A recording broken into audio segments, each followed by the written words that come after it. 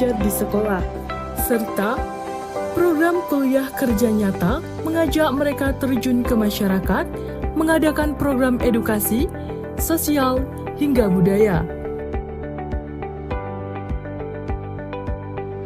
Bekerja sama dengan lebih dari 50 institusi di tingkat lokal, nasional, dan internasional, kolaborasi ini membuka peluang luas untuk pengembangan, pertukaran pengetahuan, dan kontribusi yang berdampak nyata di berbagai sektor.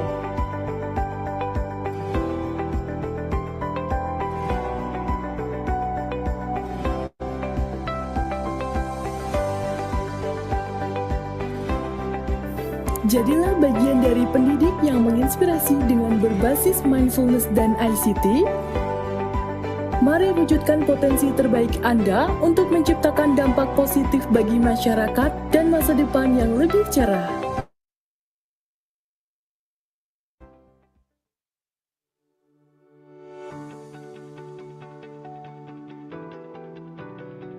Seiring dengan perkembangan teknologi serta kebutuhan masyarakat akan informasi dan komunikasi yang cepat, program studi ilmu komunikasi Buddha Sekolah Tinggi Ilmu Agama Buddha Jinarakkhita hadir untuk mencetak generasi yang tidak hanya unggul dalam komunikasi, tetapi juga memahami nilai-nilai Buddhis serta siap menghadapi tantangan masa depan.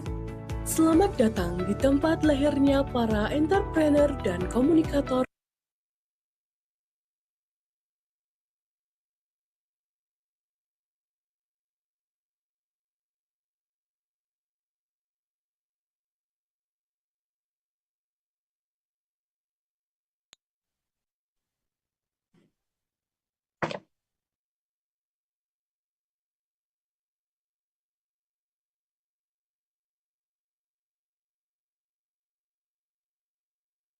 Assalamualaikum warahmatullahi wabarakatuh. Namo Buddhaya.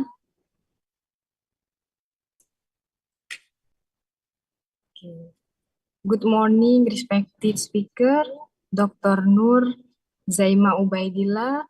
Good morning.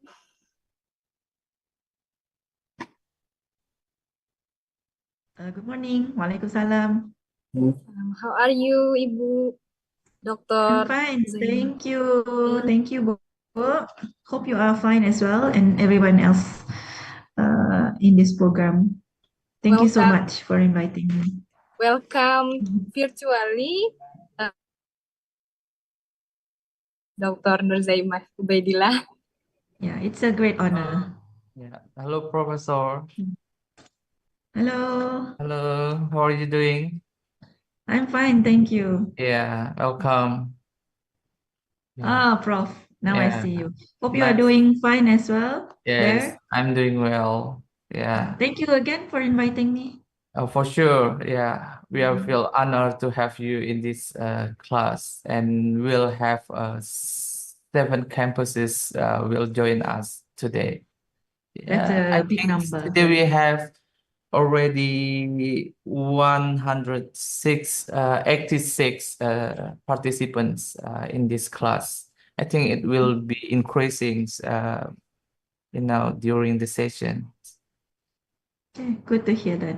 Yeah.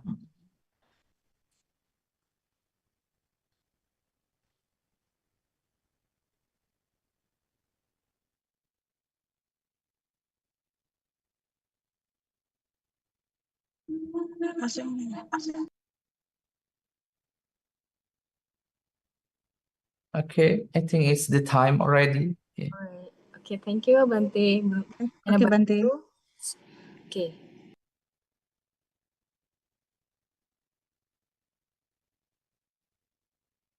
Okay. Assalamualaikum warahmatullahi wabarakatuh. Waalaikumsalam. Namo Recording in Sang progress. Wabarakatuh. Good morning. Good morning, ma'am. Nice to meet you. Nice to meet you too, Ibu. Okay. Assalamualaikum warahmatullahi wabarakatuh. Namo Sang Hyang Adi Budaya, Namo Buddhaya. Om Swastiastu. Salam. Good morning. the Honorable Chairman of Jinarakkhita Buddhist College of Lampung, Dr. Burmansah MPD, or Most Venerable Nyana Bandu Sakyastawira, the Honorable Dr. Nur Zaimah Ubaidillah, as our distinguished guest lecturer from Universiti Malaysia, Sarawak, Malaysia, the head of Raden Masaid Surakarta State Islamic University, along with the head of the Departments of Islamic Education Management, Islamic Mathematics Education, and Islamic Biology Education. The Department of Buddhist Education, Bodhidharma Buddhist College of Lampung,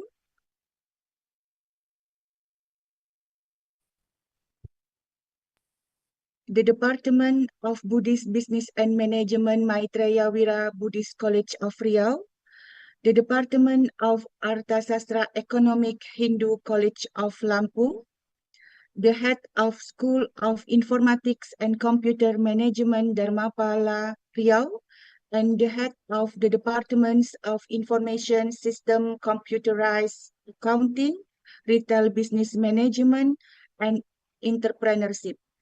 The Department of Master of Management, Bodhidharma University, and the Department of Buddhist Education, Bodhidharma Buddhist College of Medan. I'm so sorry, I repeat for the Department of Buddhist Education, Bodhidharma Buddhist College of Medan. Okay, and all the esteemed participants and committee members.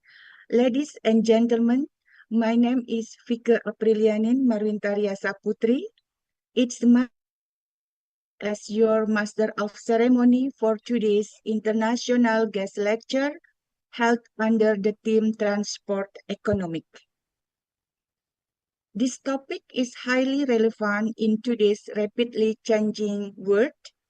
Transport economics explore how transportation systems interact with the economy,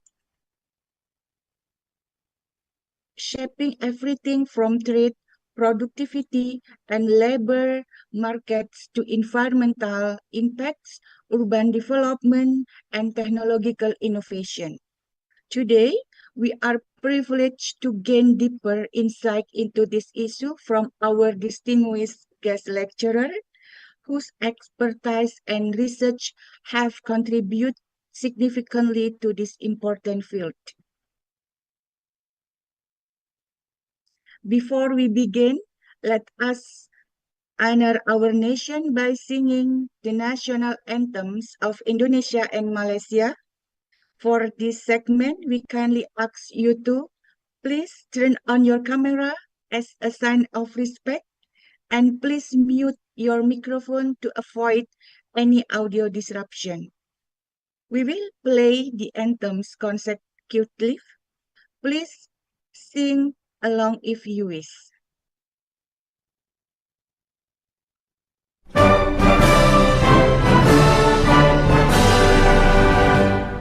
Indonesia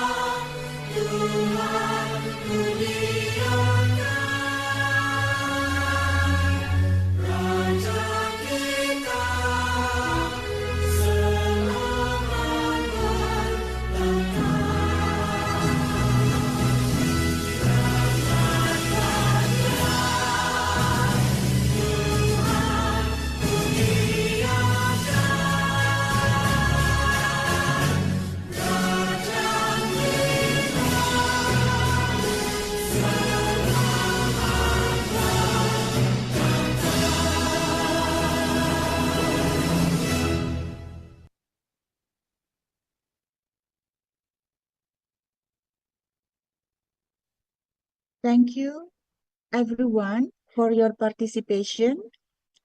Ladies and gentlemen, before we proceed further, we would like to take this opportunity to share with you a special video that captures the essence of video profile of Jinarakkhita Buddhist College of Lampung. Let's roll the video.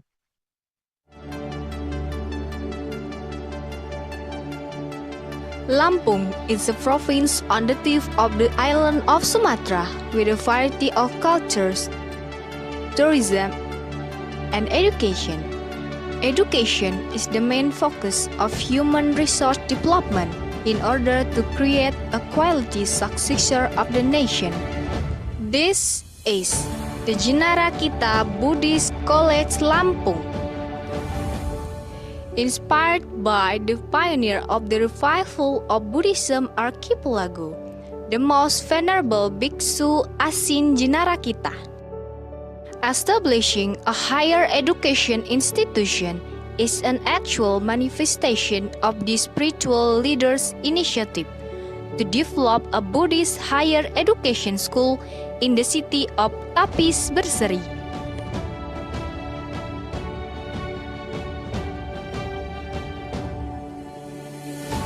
Sturdy stands as a pioneer in the development of Buddhism in Lampung province, providing services to the Buddhist society, contributing to the nation's education life, supporting national development, and working for the benefit of the global world.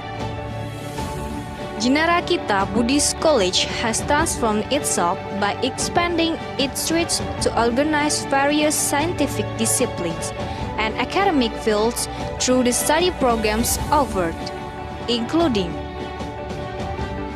Buddhist Education Department, Buddhist Communication Science Department, Buddhist Business and Management Department. Currently, there are approximately 200 students. The amount is significant enough to provide empowerment of human resources its head. To achieve its goal, Jinarakkhita Buddhist College has become the first Buddhist higher education institution to develop management with mindfulness practice to increase productivity and performance.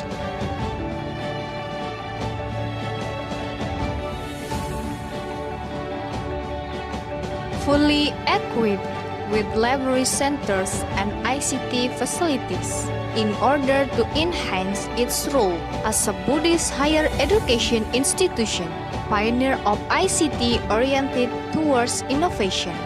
Libraries that have digitized collection with more than 1,000 titles include complete books, research articles, teaching materials, and other digital sources.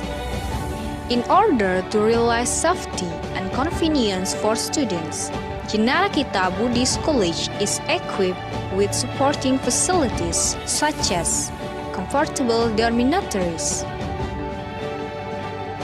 health clinic services, complimentary transportation on campus, academic facilities such as computer lab, language lab, Dhamma lab, micro-teaching lab, photography studio lab, and videography studio lab, as well as other facilities that still being improved. Jinarakkhita Buddhist College also fosters collaboration with local and international institutions involving all leaders.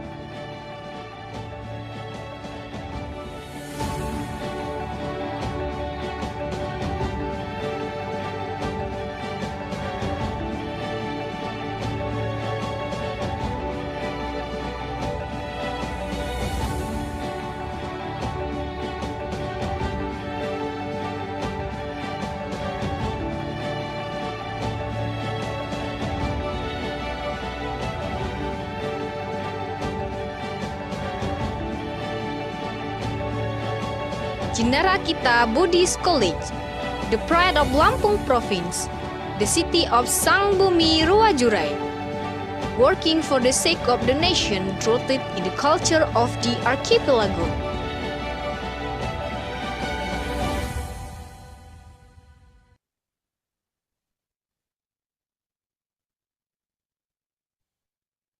Ladies and gentlemen, esteemed guests and all participants, we now proceed to the keynote speech by the chairman of Jinarakkhita Buddhist College of Lampung, Dr. Burmansah MPD. The time is yours.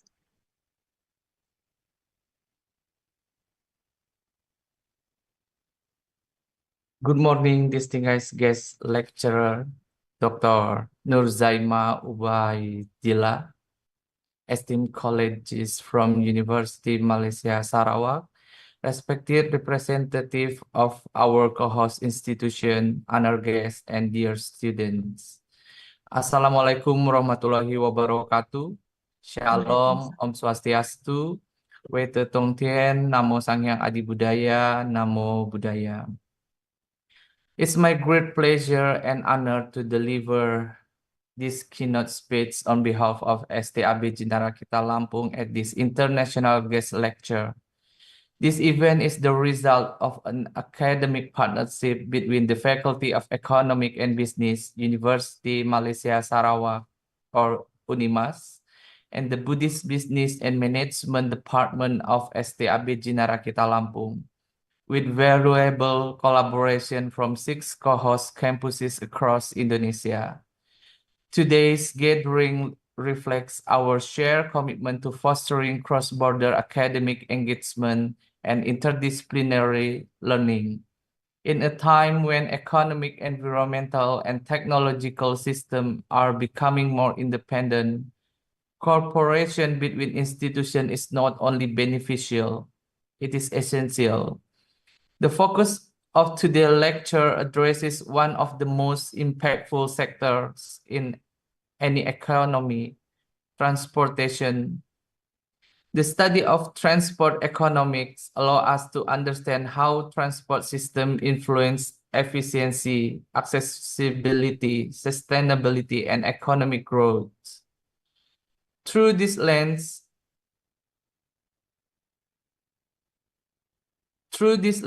we examine infrastructure planning, pricing strategies, regulatory framework, and the long-term effect of mobility decision in our societies. We are truly honored to welcome Dr. Nur Zaimah Ubaidillah, Deputy Dean for Industry and Community Engagement of Faculty, Economic and Business, Universiti Malaysia Sarawak. Her leadership in research and engagement makes her exceptionally well positioned to guide us through the complexities of this subject. We thank her for her presence and contribution to this important dialogue. We are also pleased to acknowledge the support of 6 co-host campuses whose participation strengthens these programs. The State Islamic University of Raden Masaid Surakarta, Maitreya Wira Buddhist College of Riau, Bodhidharma Buddhist College of Medan, Hindu College of Lampung, Dharmapala Institute of Computer and Information Technology Riau, Bodhidharma University Tangerang. Your collaboration exemplified the kind of unity and knowledge sharing that regional academic progress depend on. I would like to express my sincere gratitude to the organizing team, the faculty, technical staff, and all students involved. Your hard work and dedication have made this event possible. And namo thank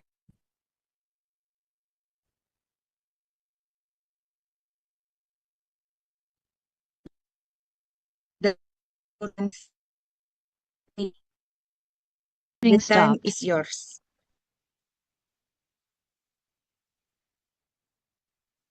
Recording in progress. Assalamualaikum warahmatullahi wabarakatuh. Namo Sang Hyang Adi Budaya, Namo Buddhaya.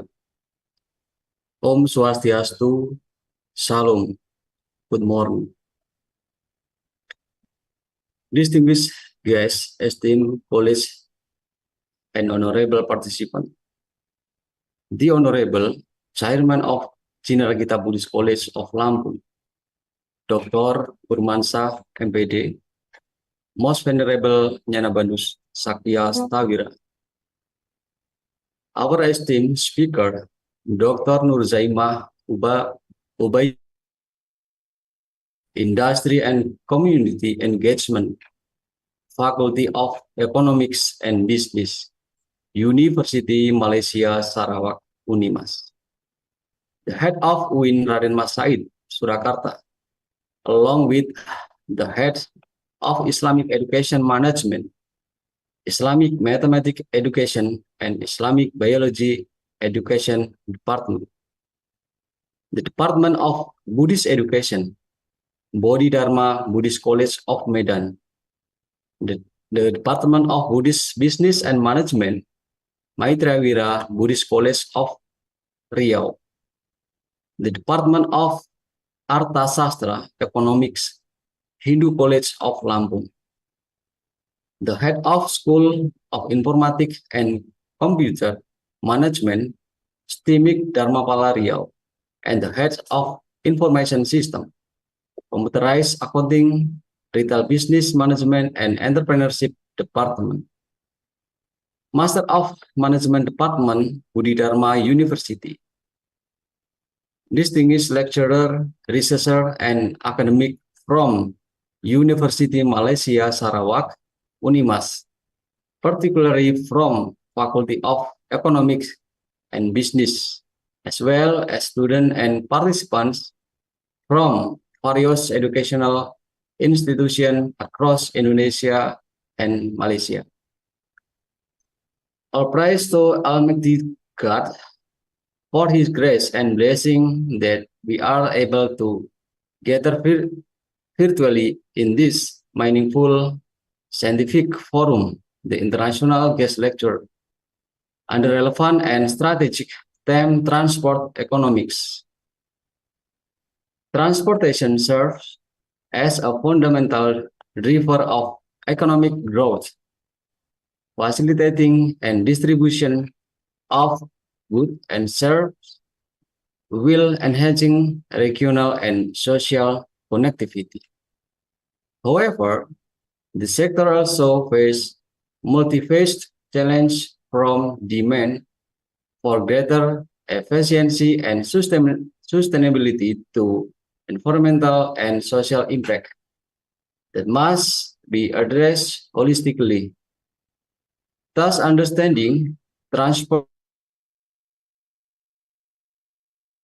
technical and business perspective, but also from ethical, public policy, and long-term sustainability standpoint. An interdisciplinary approach is essential to developing innovative and impactful solutions for inclusive and sustainable development. It is my sincere hope that event will broaden our insight, provide practical inspiration, and foster innovation and collaboration across disciplines. May this forum serve as a shared learning space and foundation for broader, more sustainable cooperation in the future. Thank you. Wassalamualaikum warahmatullahi wabarakatuh. Namo Sang Hyang Adi Budaya, Namo Buddhaya, Om Santi Santi, Om. Good morning. Thank you. Thank you, Mr. Hendry, for the speech.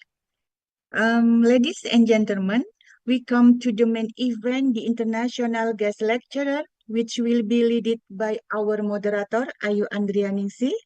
But before she leads this event, I would like to convey her brief profile. Miss Ayu Andrianingsih SPDMA is an English lecturer at Jinarakkhita Buddhist College of Lampung. She has graduated from Lucknow University, India on September 2021. She has organizational experience as Indonesian Student Association in India on October 2021. And in addition to her academic achievements, she has actively enhanced her public speaking skills, making her a confident and effective communicator in both academic and professional setting. For our moderator, time is yours. Thank you, Mrs. Speaker, for inviting me to moderate this event. Good morning, respected speaker and all participants. My name is Ayu Andrianingsih as the moderator today. Before we start our main event, let me introduce our outstanding guest lecturer briefly through his curriculum vitae. All right. Dr. Nur Zaimah Ubaidillah is a senior lecturer at the Faculty of Economics and Business, Universiti Malaysia, Sarawak. She holds a PhD in Transport Studies from the University of Leeds, United Kingdom in 2019. She currently serves as the Deputy Dean for Industry and Community Engagement, following her prior role as a head of strategy at the faculty. Her expertise lies in applied economics with a focus on transportations, environmental, circular, and educational economics. Tourism economics. Dr. Nur Zaimah has actively contributed to numerous national and international research projects, including the development of demand models for public and autonomous rail transit system in Malaysia and frameworks to improve sago production's efficiency in the circular economy context. Her dedications and excellence have earned her multiple awards, including the UNIMAS Excellence Service Award in 2013 and recognition as the MPC Productivity Champion in 2023.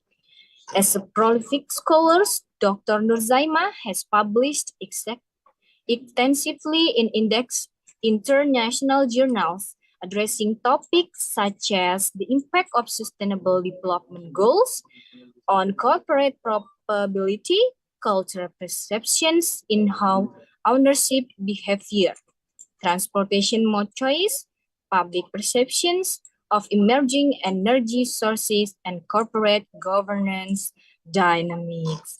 What an impressive and inspiring profile.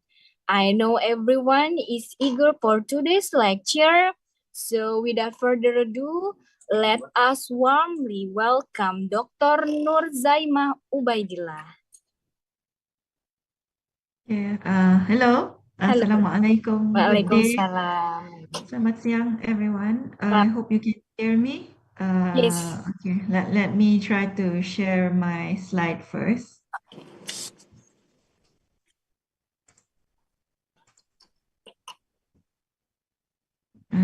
You can see the slides, right? Yes, it is visible here, ma'am. Okay. Okay, you may start. Okay. So what do you see now? Is it my slide? Can you see my slide? Okay, maybe you can click on the display on the Okay. map. Yes. All right. Okay. All right. Okay. Okay. So Assalamualaikum and selamat siang. A very good day to everyone. Okay. First and foremost, I would like to express my heartfelt thanks to the chairman, Prof. Dr. Burman Shah. Chairman of STIB Jinarakkhita Lampung, and also to the head of STIAB Jinarakkhita, Mr. Henry Ardento, head of STIB Jinarakkhita Lampung, Ibu Vicky Aprilialin, okay, and also to you, the moderator, Ayu Adrianingsih, Honorable Prof, and students and all involved in making this event. Okay, so thank you again for having me here. It is truly an honor to be part of this meaningful academic engagement. So this opportunity marks a significant step towards fostering a positive relationship between STIAB Jinarakkhita and Universiti Malaysia Sarawak, UNIMAS. We sincerely hope that this collaboration will continue to grow through future initiatives, including potential MOAs and matching grant, not only between us, our two organization or institution, but also with other universities and organization, perhaps some involved into this event. As part of my sharing today, I would also like to highlight the importance of studying transport economics. Transportation plays a vital role in supporting inclusive development, reducing inequalities, and ensuring access to jobs, education, and healthcare, especially for the vulnerable communities or the marginalized community. And marginalized community here may include the female, the elders, youth, people with disability, and many more. By understanding the economic aspects of transport system, we can develop better, more sustainable policies that address real-world challenges in mobility and connectivity. So thank you again for your warm welcome. So for today's topic will be transport economics, specifically sustainable transport in Sarawak. Sarawak is one of the states in Malaysia. It is located in the Borneo Island. So we are neighbors to Kalimantan, Indonesia, and also Brunei. We are in one island.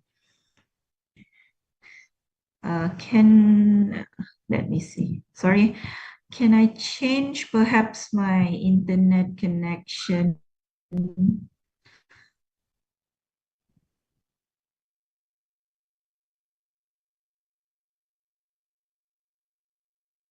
Wi-Fi. Sorry for that. Okay, can you see me now? Can you still see me?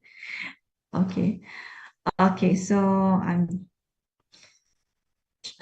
sustainable transport in Sarawak. This is one of an important field in economics, which is more of an applied economics. And I think it plays an important part in everyone's daily life. Okay, so yeah, let me go to the introduction. The rising population, along with rapid urbanization and economic development, has spurred the need for society to travel. In most developed countries, people tend to depend upon public transport, while the travel patterns in many developing countries tend to rely heavily on private transport, either cars or motorcycles.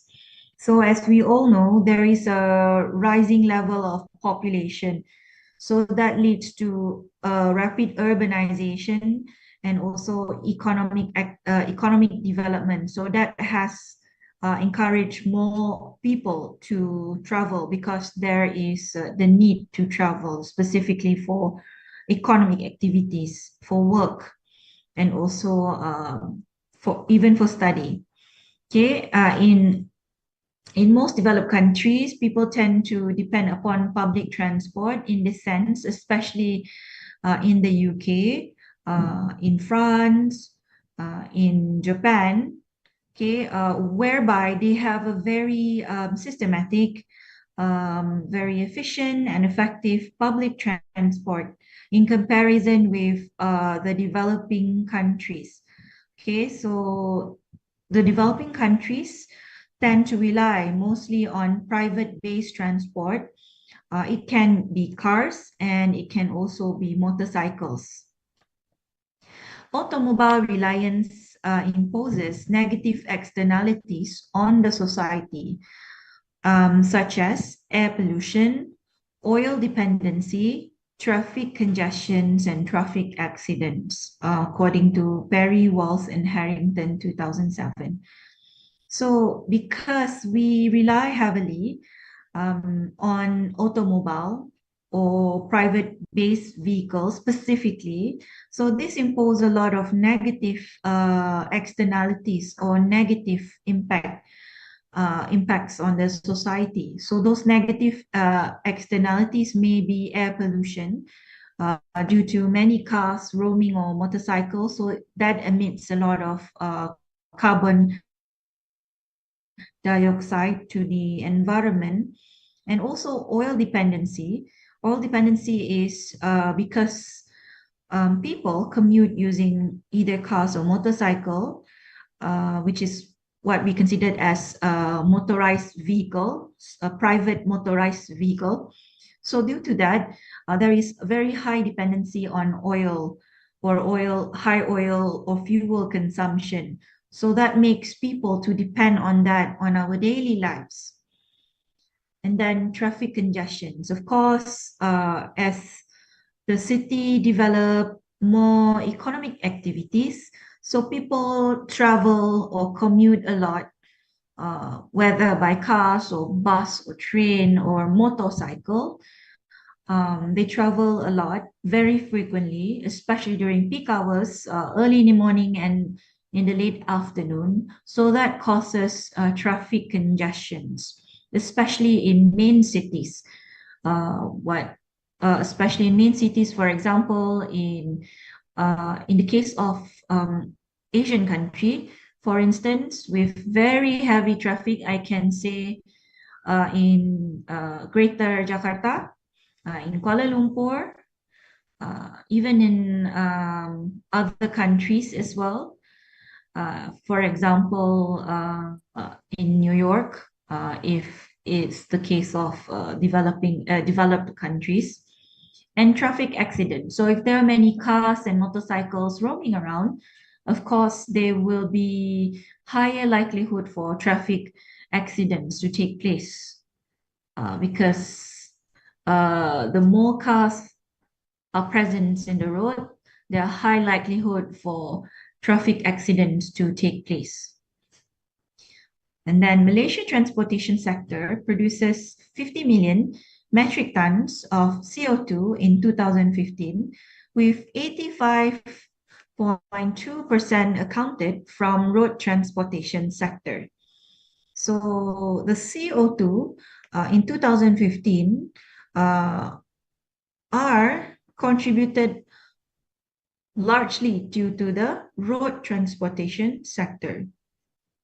As a result of high ownership, automobiles accounted for 59% of the emissions.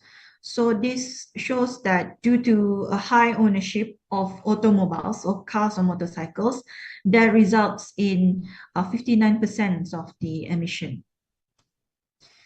Okay, so these are the issues that I explained just now. So some of the issues, of course, the road or the traffic congestions. In Malaysia, the most severe one is, of course, in the Klang Valley area or the Kuala Lumpur area. So that is very severe, especially during peak hours in the morning, whereby people commute or travel from home to the workplace.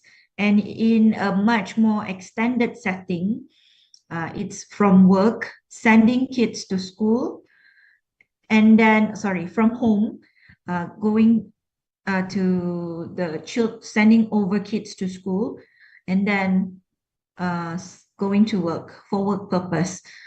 So during that period of time, it's not only one level of commuting, but it involves other purpose of commuting, which is sending the kids to their schools or to the childcare.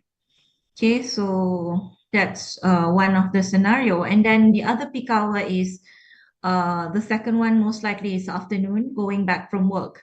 But also on top of that, during lunch hour, of course, in some scenarios, apart from going for lunch, some people also they have this necessity to pick up their kids from school and sending them back home. So yeah, that is a normal routine, especially for parents, working parents, which I think these days that is basically the average routes of people going from home, going to work or sending their kids.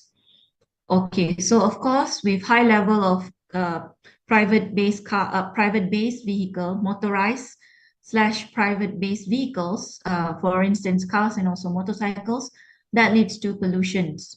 So pollutions is really bad. Of course, in the long run, it affects the climate change, which is one of the concern for the UN SDG, which is, of course, they aim for lower emission or zero emission. And then the energy crisis, which also parallel with what I have discussed before, because many people are depending on oil or fuel consumption. So that leads to oil dependency. Okay, you need oil or fuel to commute for your cars, okay, to commute from one place to another.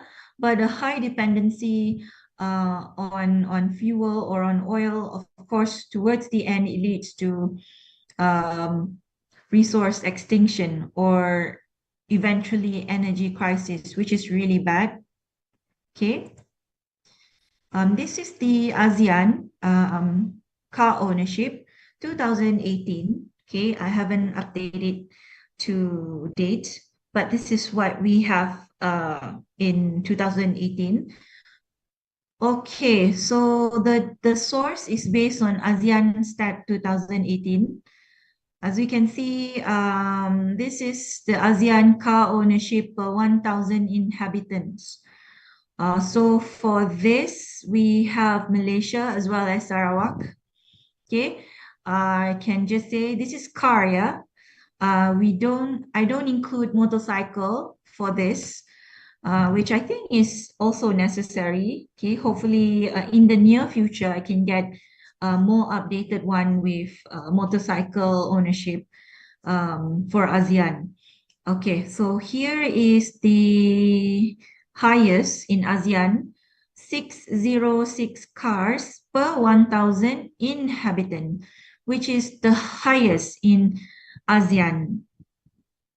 Okay, so what I can say is because firstly, the country is relatively small, and secondly is lower in population, but it has a higher car ownership in comparison with others. And most probably is because for Bruneians, cars is the most reliable mode of transport.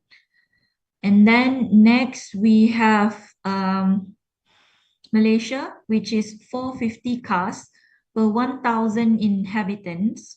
So that is second here based on 2018 data, which shows that Malaysia has a very high car ownership as well, but it's not the highest in the ASEAN region. Okay, and then we move on to the third. So I purposely placed Sarawak here, although for other countries, I did not put the city or the state.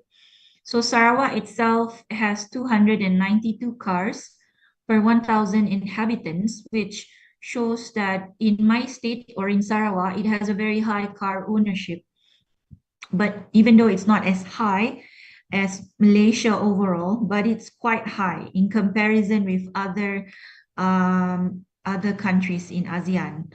And then moving on, Thailand with 283 cars per 1,000 inhabitants. others also. Singapore, 109 cars per 1,000 inhabitants. It's high, but it's not the highest. Okay, perhaps due to the small, Singapore is a small nation, and also the population is not as high as other countries. And then it also has a very good transport system, public transport system. So it's high, but it's not that high. It's like somewhere in between. And then others here, Indonesia, 64 cars per 1,000 inhabitants. So this is car ownership per inhabitants, meaning to say this is the car ownership. It's not that high, most probably because of the Indonesia is a very huge country with a very among the highest population, and also for Indonesian they also rely on other private mode of transport, for example motorcycles. Okay, and then others we also have Vietnam, 18 cars. So Vietnam is also a country with very high motorcycle ownership and use.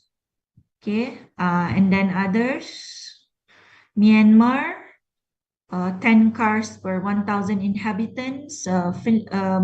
Cambodia, 4 cars per 1,000 inhabitants, and Philippines, 0.32 cars per 1,000 inhabitants.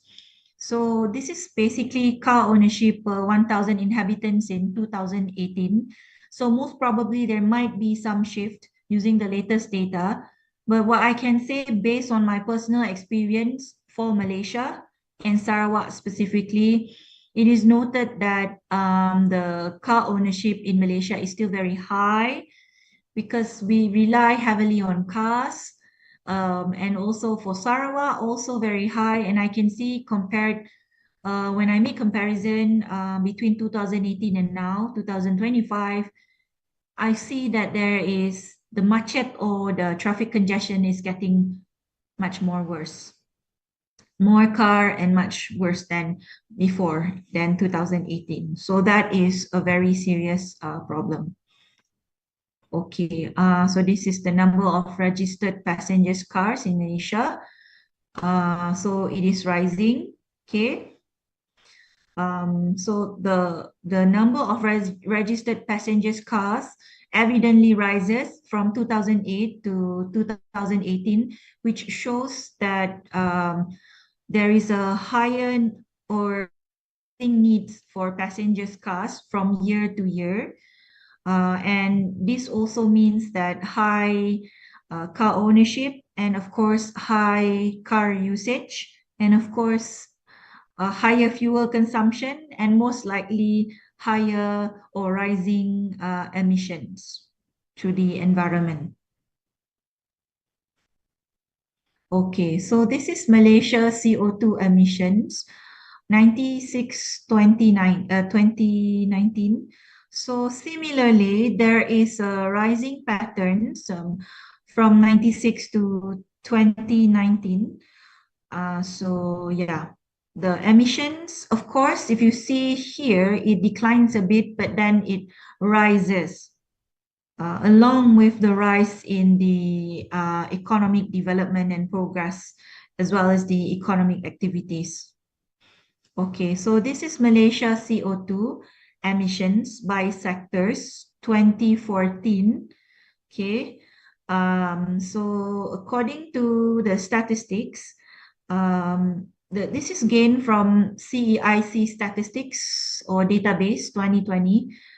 So the electricity and heat production industry, 54%. So approximately half of the CO2 emissions is contributed by electricity and heat production industry. Okay, and then secondly is the transport sector, which is 30%. Okay, and thirdly is manufacturing and construction industry, 13%. And this follows with residential buildings and commercial.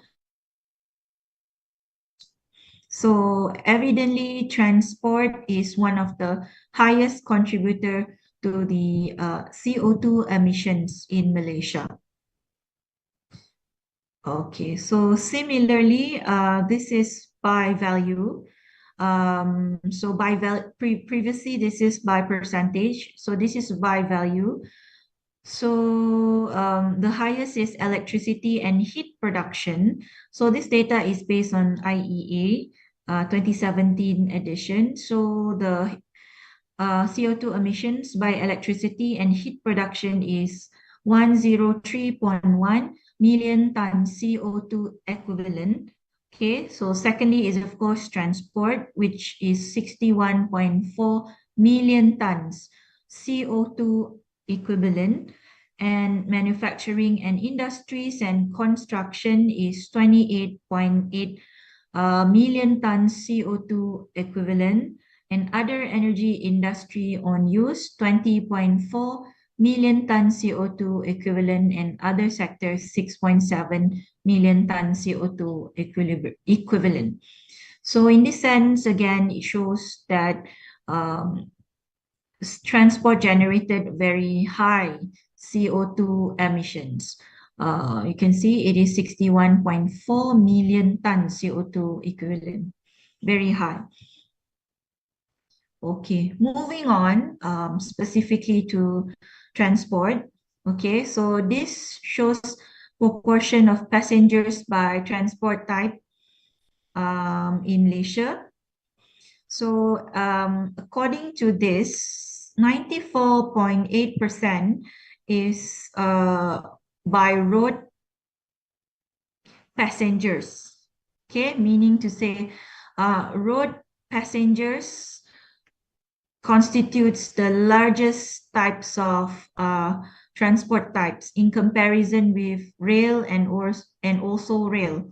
Sorry, rail, which is this orange part of the pie chart, 4.7%, okay, 0.5% air. So meaning to say mostly commute by road transport, and others are rail and also air. Okay. Another important part is mode share between private and public transport vehicle for road transport in Malaysia. Okay, so this is a comparison between 3 years, which I think if we put another year here, there would be more blue color part in the bar chart here. So the mode share for the blue colored part or bar is the private passengers cars, okay, and for the orange part is the public transport. This is the mode share, okay. So in 1990, the mode share for private passenger cars is about 63%. Meanwhile, for public transport is 37%. Okay, and then we see there's a transition in 2010. So still the same color representing private passenger cars. So the blue color here is the private passenger cars. The value increased from 63% to 84%.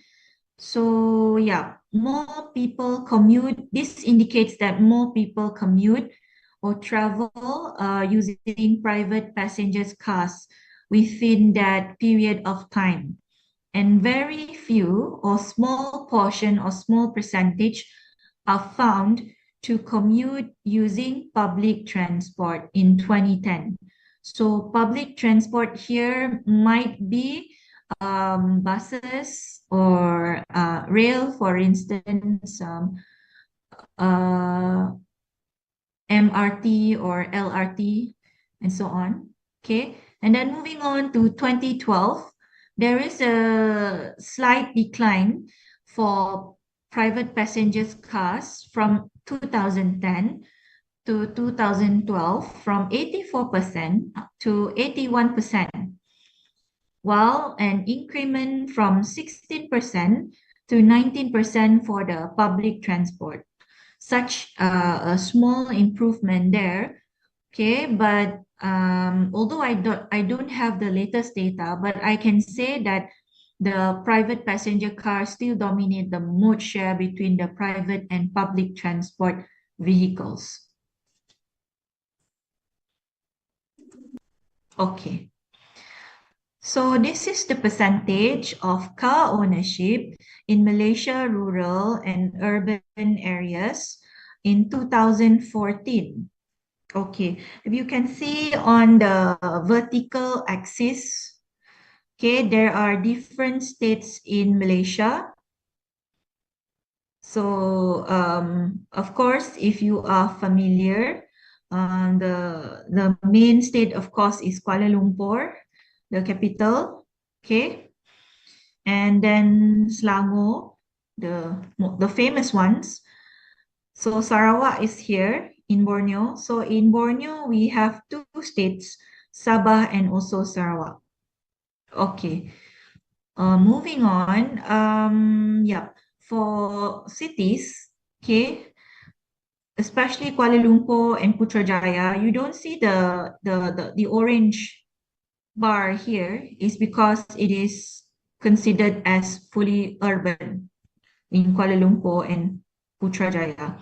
Meanwhile, for other states, you can still see the orange tab or bar here because the state consists of both urban and also rural areas.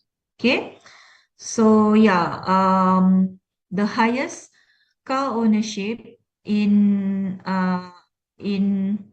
Malaysia, in Malaysian states or federal territories, okay, is Putrajaya. Okay, so there is a very high car ownership there in Putrajaya. And then secondly is Kuala Lumpur, of course, the capital of Malaysia, with 93.1%. Okay, and others. So what about Sarawak? Okay, so Sarawak consists of a very high car ownership, 84.9, but not the highest, but still considered as very high. Okay, meanwhile, the rural area, which is this orange color, is 47.4%. So what can be concluded here is in Sarawak, there still exists rural and urban disparity in terms of many aspects. For example, the economic development in terms of the average income, average household income, as well as the poverty level. There's still disparity in that sense.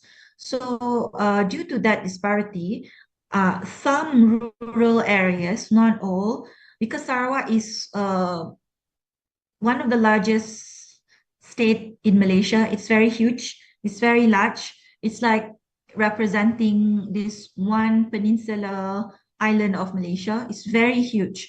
So of course, when dealing with a very huge island or huge part of the country, it requires, of course, more investment in comparison with other states. You cannot just have equal distribution of investment because the size is bigger in that sense. And then, yeah, going back to the disparity, so some of the rural areas are not fully developed. Okay, of course, it requires money and investment, and we do get investment, but of course, we need more investment in the sense that some of the areas in the urban areas, in the rural areas are still not fully developed in the sense of roads, electricity supply, water supply, and also internet access. Okay, so yeah, and also for the poverty level, of course, in some of the rural areas also have among the highest in Malaysia. But what I'm saying is more to what I can say is the Malaysian government has put a lot of effort in that, but it's not easy because some of the areas are rural. It is in the outskirts, and it is not easy, and it requires time, focus, and attention to fully develop that area. And I think the Malaysian government and the Sarawak state has been working really hard and tirelessly to alleviate poverty in the rural areas. So because of that, some of the rural areas, they have not fully developed the road, for example, and some of the rural areas are also not accessible via road. You have to access the rural area based on other mode of transport, such as boats, and even you have to access it by air transport via helicopter and so on. So that's why you can see that there is a huge disparity between the rural and urban car ownership here. Okay.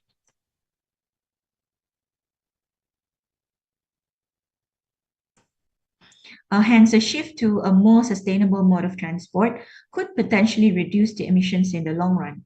Commuting via public buses is more sustainable than other transportation due to the spacious space and its effectiveness to accommodate more people using bus transport, which leads to lesser fuel consumption and anthropogenic or man-made pollution compared to private cars. Filon, Mantabo, and Tiglau 2005. So this is why it is considered that public buses is more sustainable mode of transport because it has spacious space and is more effective and lesser fuel consumption, which leads to pollution compared to private cars. Okay, so the government of Sarawak has come out with various efforts to shift or to transition to the sustainable mode of transport. Okay, so one of it is the hydrogen bus. Okay, so okay, in parallel with the United Nations SDG to combat the climate change by lowering the emissions, okay, and also in parallel with one of UN SDG pillars, which is sustainable city. One of the effort by the Sarawak government is to introduce hydrogen bus. So yeah, as I previously mentioned, there is a very high dependency on fuel or oil dependency and also high fuel consumption. So what happened is the government of Sarawak started to transition into a much more sustainable solution.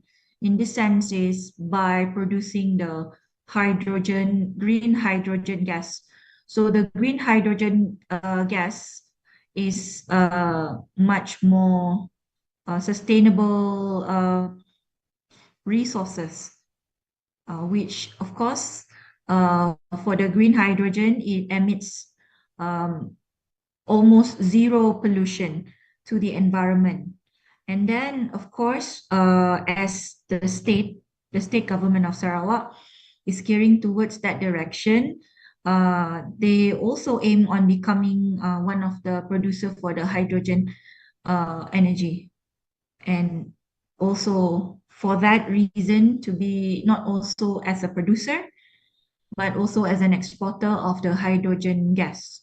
So the hydrogen gas, if you heard recently, it has becoming the talk of the town in the sense that, of course, it could potentially overcome the problem with climate change by producing zero emission, okay, or almost zero emission, which reduces the pollution, and also it helps with overcoming the dependency of petroleum or fuel. Okay. So yeah, I think in a sense, the state government of Sarawak is aiming towards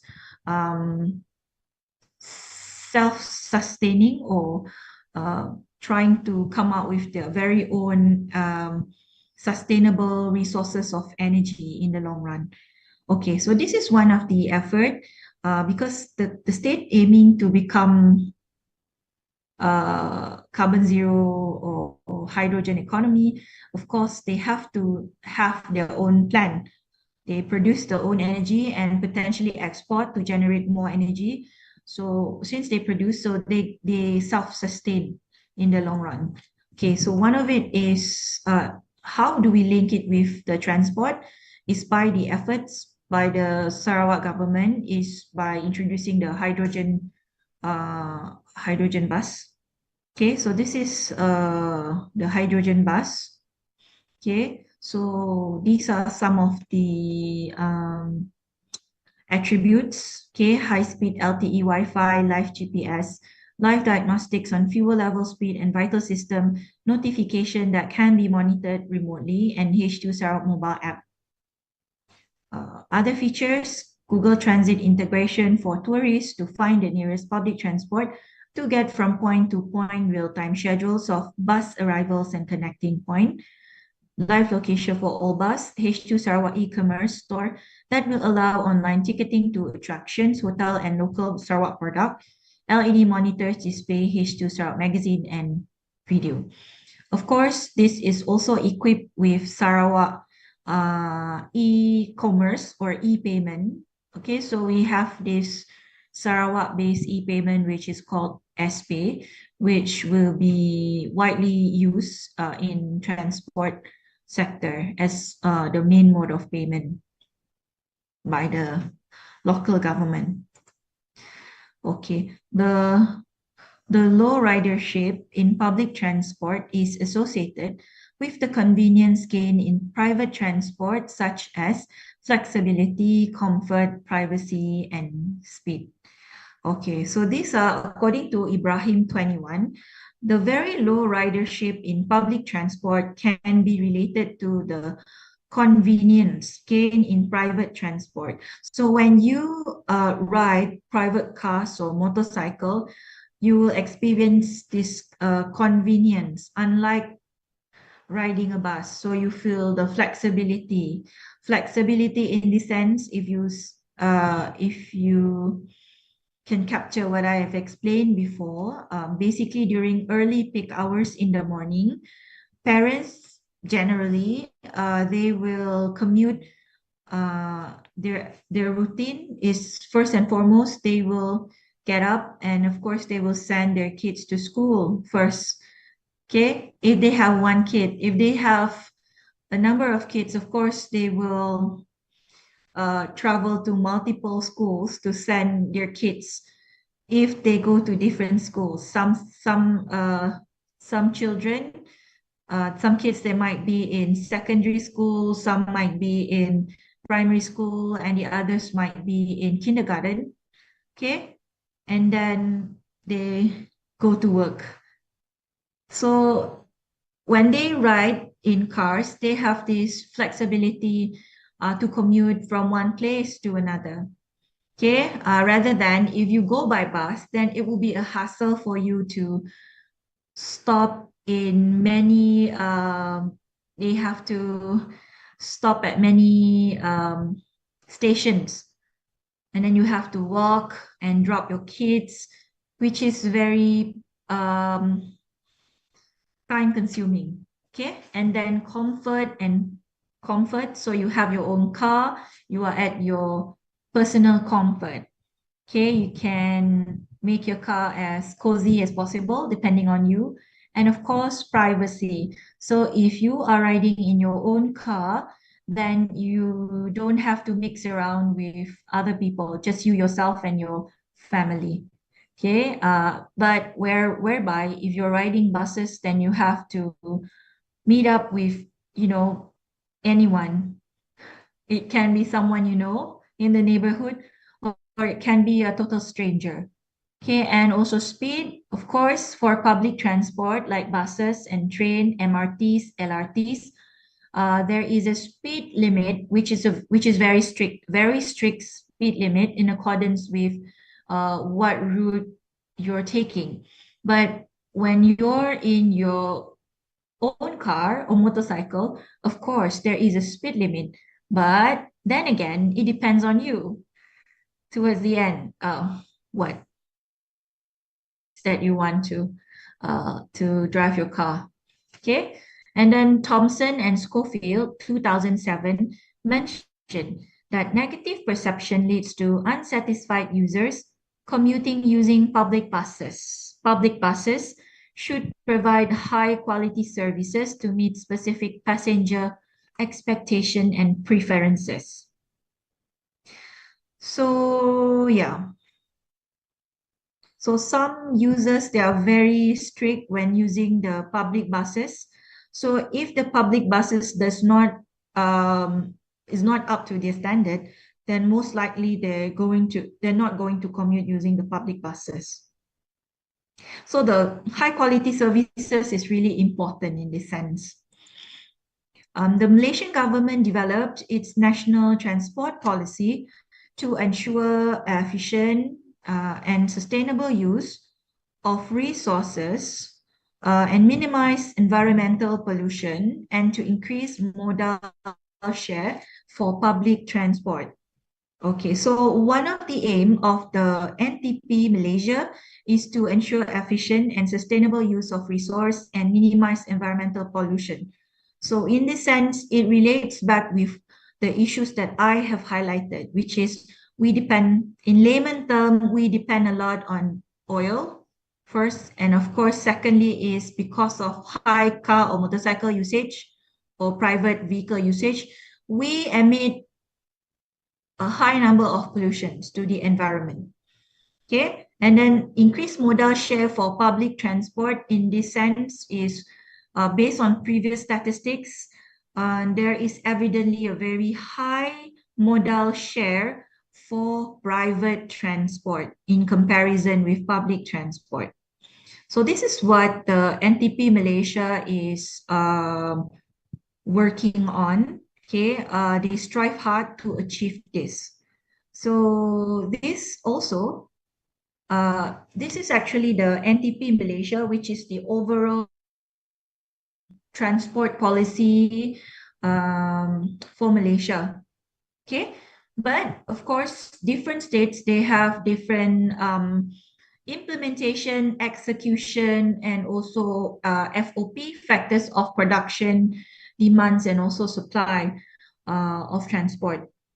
Okay, so due to the different nature of each states, of course, the Ministry of Transport for each state understand their demand and also the supply, and also the need of the people of Sarawak.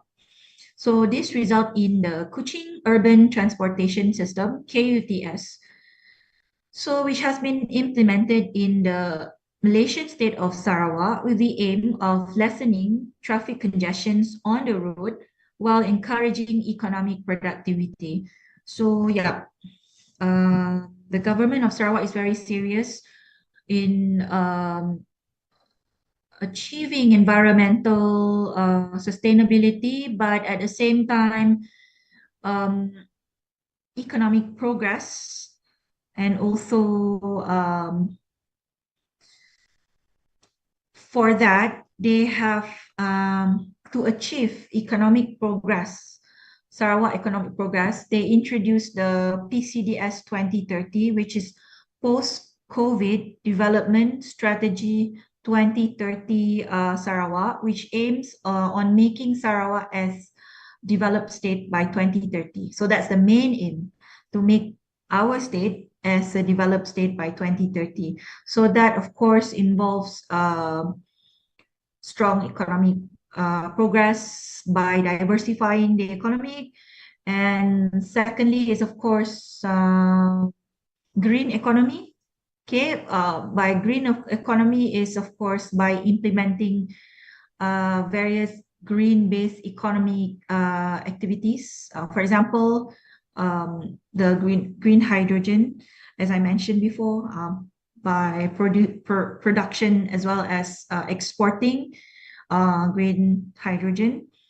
And then, of course, the third point here is by integrating digitalization. So for Sarawak transport sector, all of that has been embedded. Okay, we use the green hydrogen, we use the green hydrogen gas, and also we embed the digital aspects of it. For example, the e-commerce, which we also use Sarawak-based SPay as a medium for transaction, and many more. Okay. So yeah. So ART system is one of the KUTS efforts aimed at transforming public transportation in the state. So I have previously mentioned the hydrogen bus, but that is not the main transition for sustainable transport. This is one of the effort. Okay, but the main one in transport transformation is the autonomous rail transit. So it is a proposed two-line hybrid metro forming part of the KUTS. So the project is being developed by government-owned Sarawak Metro. Phase 1 of the ART consists of 2 lines and 27 stations, covering approximately 52 kilometers in distance. The vehicles are driverless and powered by hydrogen fuel cells. The vehicles will run on dedicated trackless lanes running on rubber tires. Each vehicle can carry up to 300 passengers with a speed up to 70 kilometers per hour. So this is a prototype photo of it.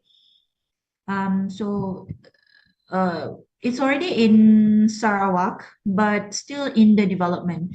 So hopefully we can get it next year. But in Kuching or Samarahan, there is a very rapid development of ART stations. Although it is trackless, without track, but there are designated lanes for autonomous rail transit. Okay, so the proposed interchange station for ART would be near the Kuching City Mosque, Padang Pasir. The ART replaces the previous proposal of the 3-line Kuching Light Rapid Transit. So previously, the government aimed to have the light rapid transit. So of course, the light rapid transit is more costly. Of course, it requires significant development for the infrastructure. If you can see, those are those LRT in Klang Valley, in KL, and also in Selangor. So previously, that was the plan. But then again, considering the cost, which is massively very high, and also considering that, because we are already developed, I mean, the infrastructure, some of the infrastructure are there. But then again, if we have the LRT, then we have to, not to say destroy is a very strong word. We have to do major constructions on the already built cities. So then they shifted to less costly ART, which is trackless and of course lesser construction than the initial plan. So how will ART operate? Unlike the MRT, LRT, and KTM, rails will not be built for the ART as it will use virtual routes, and the communication features link to traffic lights. And it also integrates with AI and also IoT, Internet of Things, and the system will fully utilize electric and hydrogen power the same way conventional train systems do. So the main energy here is electric and also hydrogen. On the right-hand side is the ART transit map. Okay, so for that, this leads to the next part, which is behavioral study, okay, on ART. So behavioral study is crucial in understanding user intention of ART, autonomous rapid transit systems, because it provides deep insights into the factors that influence how and why individuals decide to adopt or reject new transportation technologies. This understanding is essential for designing systems that are user-friendly, inclusive, and widely accepted. Okay, some of the points: identifying user needs and preferences, enhancing user experience, building trust and addressing concerns, and informing policy and regulatory frameworks. Okay, so the objective of the study: to investigate behavioral determinants of user intention to commute using autonomous rapid transit in Kuching City, Sarawak, Malaysia. Okay, so this is the conceptual framework of the study.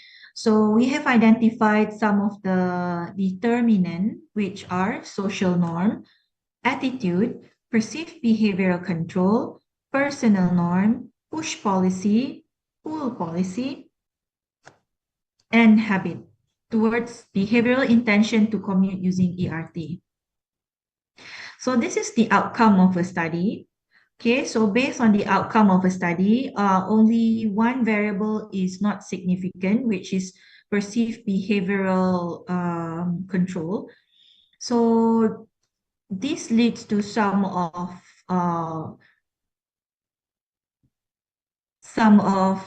finding, in the sense that PBC might not be significant.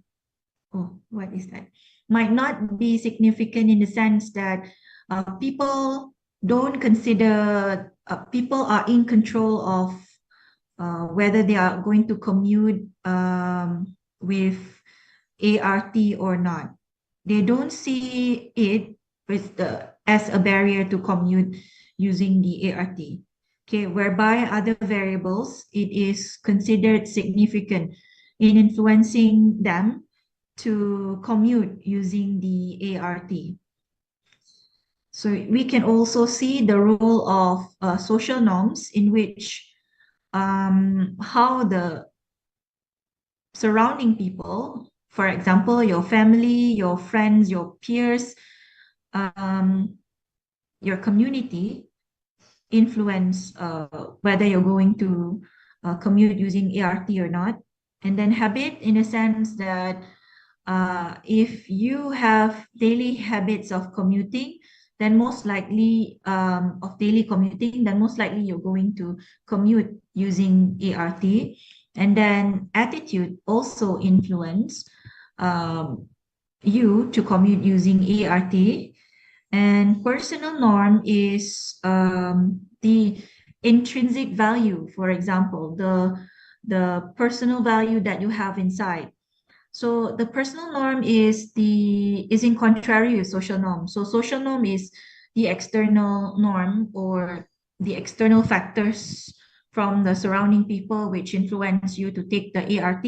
But the personal norm is based on your intrinsic value, how those intrinsic value influence you commuting using ART, in a sense that if you have this value of if you are an environmentalist, okay, then you consider that by commuting using ART, that would lessen the CO2 emissions to the nature. Then most likely, once you have that value, then most likely you're going to commute using ART. And then push policy is more of a hard policy. Okay, it can be strict government enforcement. So does a strict government enforcement affect you taking ART? For example, the government has set up some sort of rules in which leads you to take the ART. Okay, but the pull policy itself is the contrary of the pull policy of the push policy. Pull policy is considered as a soft policy, so it can be policies, for example, in encouraging people to commute using ART. For example, pull policy is more on if let's say the government come up with engagement session, for instance, to create awareness to for people to commute using ART. So it's more like the way that they will draw people to take the ART instead of enforcing them strictly to commute using the ART. So yeah, each of the variables pose different effect towards the behavioral intention to commute using the ART. Okay, so this is the summarized results. Okay, so basically, as I have previously mentioned, on the Malaysia NTP, which is the National Transport Policy. So Malaysia NTP 2019-2030 is anchored on the principle of sustainable transport. To develop a sustainable transport sector that accelerates economic growth and supports the well-being of the rakyat in line with an advanced nation status. So these are the objectives. So of course, to have sustainable transport, it has to align with economic competitiveness. Because at the very beginning or at the very initial, reason being why people commute is because of their economic activity. So we want this to be in parallel with one another. Okay, so number one and number two, create a conducive transport ecosystem and facilitate seamless movement. Okay, so this has to come together in a sense that if there is a conducive transport system, of course, this will make the economic activities run smoothly, okay, and seamless movement. And then secondly is social element, provide mobility that meet people's standard. So in this sense is the inclusivity. So the inclusivity is very important because this has been frequently highlighted that as a progress economy, we should not leave, we should be inclusive and no one is also includes the marginalized people. So the marginalized people or this is what we call some vulnerable part of the society. So that might be the lower income household.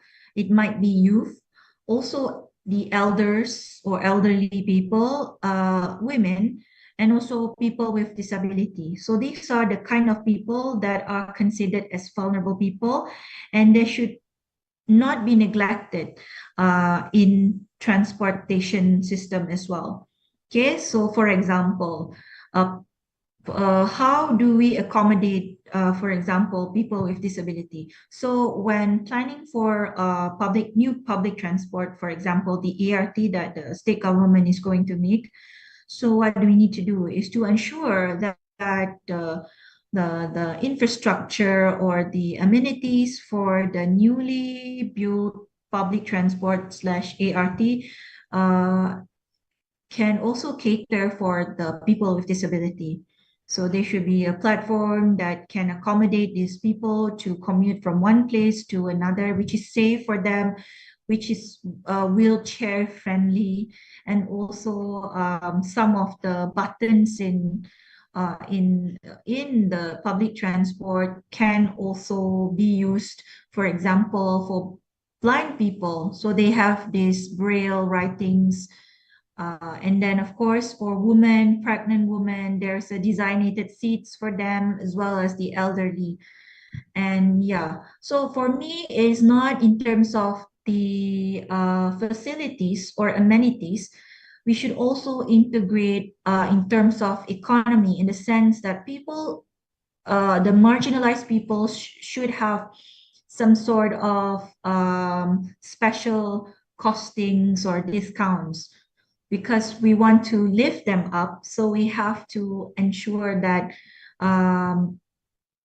that the costing is not the same for these marginalized people, because we know that they are vulnerable, so we need to prioritize them. So of course, special discounts for the people, the vulnerable people.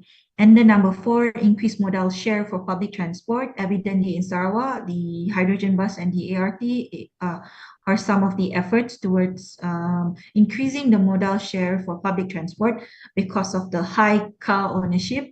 If you see from the previous slides, there is a very high car ownership in Sarawak, which is 292 cars per 1,000 inhabitants, which is even higher than other countries in the ASEAN region. So yeah, so that gives you a picture of the high car ownership in Sarawak. But fortunately, Sarawak is, despite a high car ownership, it is a state with massive land. Although the state has high car ownership and use, but it doesn't look as congested compared to Greater KL, Kuala Lumpur, and also Klang Valley and also Selangor area during peak hours. We might be congested, but we don't look too congested like those in the capital city. And then environmental protection, deliver intelligent system and secure system. So that is also part of the ART, and ensure sustainable use of resources. So this is also related with ART development in the sense that, of course, we would like to be less reliable on oil consumption, because we know towards the end there's going to be oil extinction. And of course, we want to be self-sustained. We produce our own green hydrogen energy. And that, of course, will be one of the future economy for the state in developing and generating more income, employment, and also rising the standard of living of the people. Policy trust, strengthen the governance to create a conducive environment for the transport. Optimize, build, and maintain transport infrastructure, services, and networks for efficiency. Third, enhance safety, integration, connectivity, and accessibility for seamless journey. 4, advance towards green transports ecosystem. 5, expand global footprint and promote internationalization of transport services. 5 policy thrusts and 23 strategies have been developed. The timeline for the transport policy will span from 2019 till 2030. This coincides with Agenda on Sustainable Development 2030, and this also coincides with Sarawak PCDS, which is Post-COVID Development Strategy 2030, in becoming a developed state by 2030. Okay, so this is one of the UN SDG, which relates with our topic, which is UN SDG 11, Sustainable Cities and Communities. Target 11.2 aims by 2030 at providing access to safe, affordable, accessible, and sustainable transport system for all. Okay, meaning to say sustainable transport system for all, which includes the vulnerable part of the society, improving road safety, notably by expanding public transport, and that is through the effort by the local government in introducing and developing the ART as one of the main mode of transport, with special attention to the needs of those in vulnerable situations. So this is what I mentioned: women, children, person with disabilities, older or elderly person, and also people from lower household income. Okay, so what is this? Research grant. Okay, so yeah, some part of this presentation today is also from my research grant, which is developing the demand model for autonomous rapid transit ART in Malaysia. So we also come up with one intellectual property for this, and also selected publication, as you can see.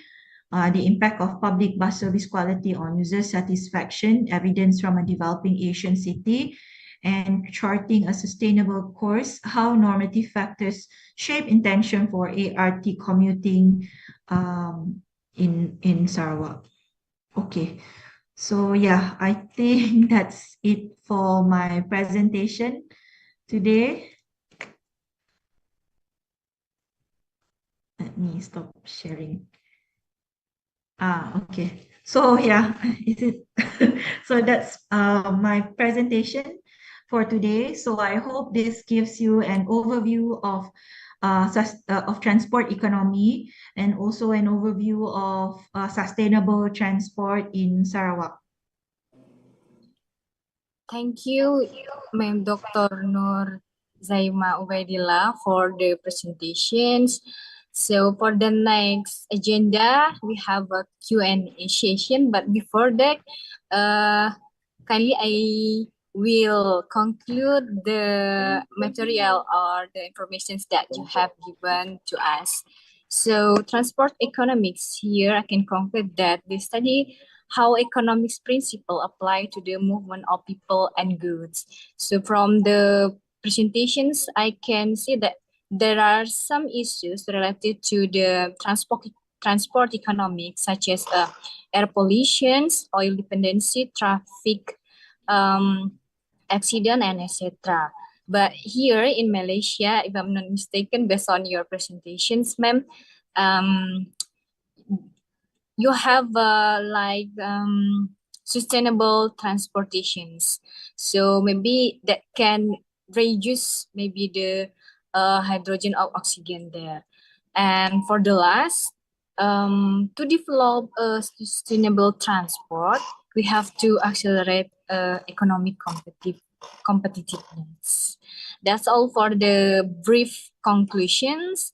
So now we come to the Q&A sessions. For those who want to ask the questions, you may raise your hands through the Zoom meeting, or you can type, or you can send in the chat box. Anyone, please, who wants to ask the questions? Or maybe I can invite the other participant from other university, maybe from Radin Mas Said Surakarta, any representative from STEMIC maybe? Okay. Anyone who wants to ask the questions? Okay, there is someone who already raised their hands. Who are they? Let me see. Okay.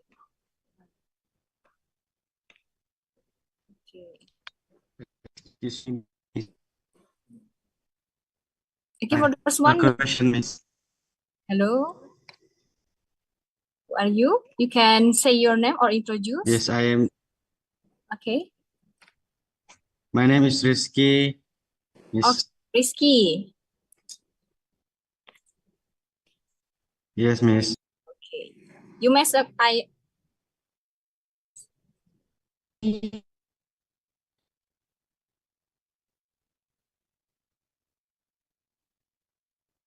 Rizky, you still unmute. Please mute your speaker. Okay. Based on data from Malaysia, it is evident that the transportation sector contributes significantly to carbon emission, particularly from private vehicles.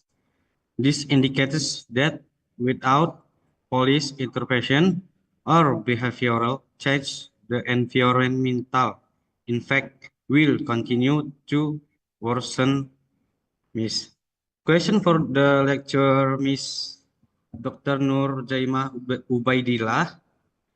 Considering the high carbon emissions from private vehicles in countries like Malaysia, what strategies will be most effective in reducing dependency on private cars while also addressing negative impacts such as air pollution, traffic congestion, and increasing CO2 emissions?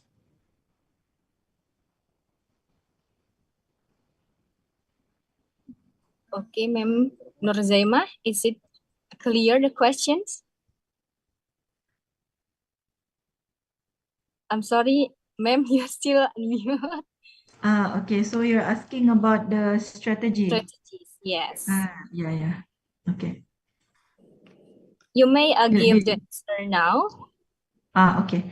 So yeah, so of course, high private car ownership, since it is very high in Malaysia and also in the state of Sarawak. So of course, we need to strategize in terms of how we're going to combat the high CO2 emissions and also overcome the climate change issue. So of course, one of the strategy is by introducing the new public transport mode, which is the ART itself, which is based on electric as well as the hydrogen energy, which is not fuel or oil based. And also, secondly, it does not emit pollution, especially for the green hydrogen energy as the main energy source for that. So, yeah, by the introduction of the new mode of transport, it allows for more options or more choices for people or for the people to commute using different mode of transport, because previously we don't have a reliable mode of transport. So that actually caused people to commute using cars or motorcycles.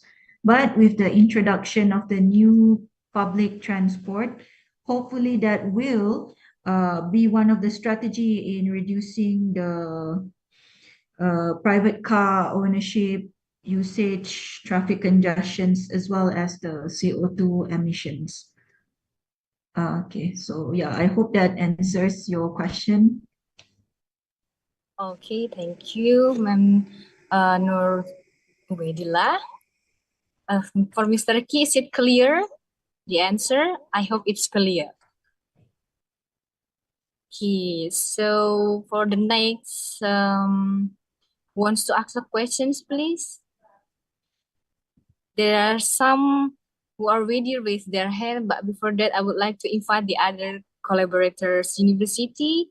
So is there any representative of Budi Dharma University here? Okay. Or maybe from Bodhidharma Buddhist College of Medan? Or maybe from the Maitreya Wira Buddhist College of Riau? If you are feeling shy to ask directly, you can give the questions through the chat box. So for the next, who wants to ask the questions, please this the one. Oh, Intan here is Intan Panyalita Terry. Okay, you may introduce yourself and your department. Hey, first, thank you for giving me the opportunity to ask to you. And my question is, public buses are often available by under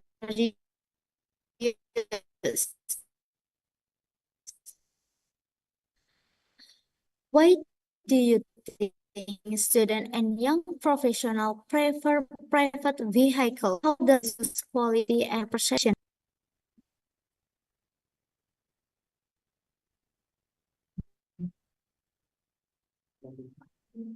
Clear, ma'am? Not clear. Can you repeat? Because Okay, maybe the Intan. connectivity. Yes, because of the Intan slowly, so the ma'am can hear your Okay. questions.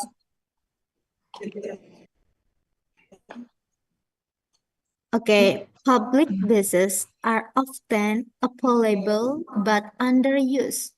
Why do you think students and young professionals prefer private vehicles? How does this relate to service quality and user perception? Okay. It's Clear, done. ma'am? If I'm not mistaken, you said, is it because maybe because of the connectivity, I hear you, but it's like on and off.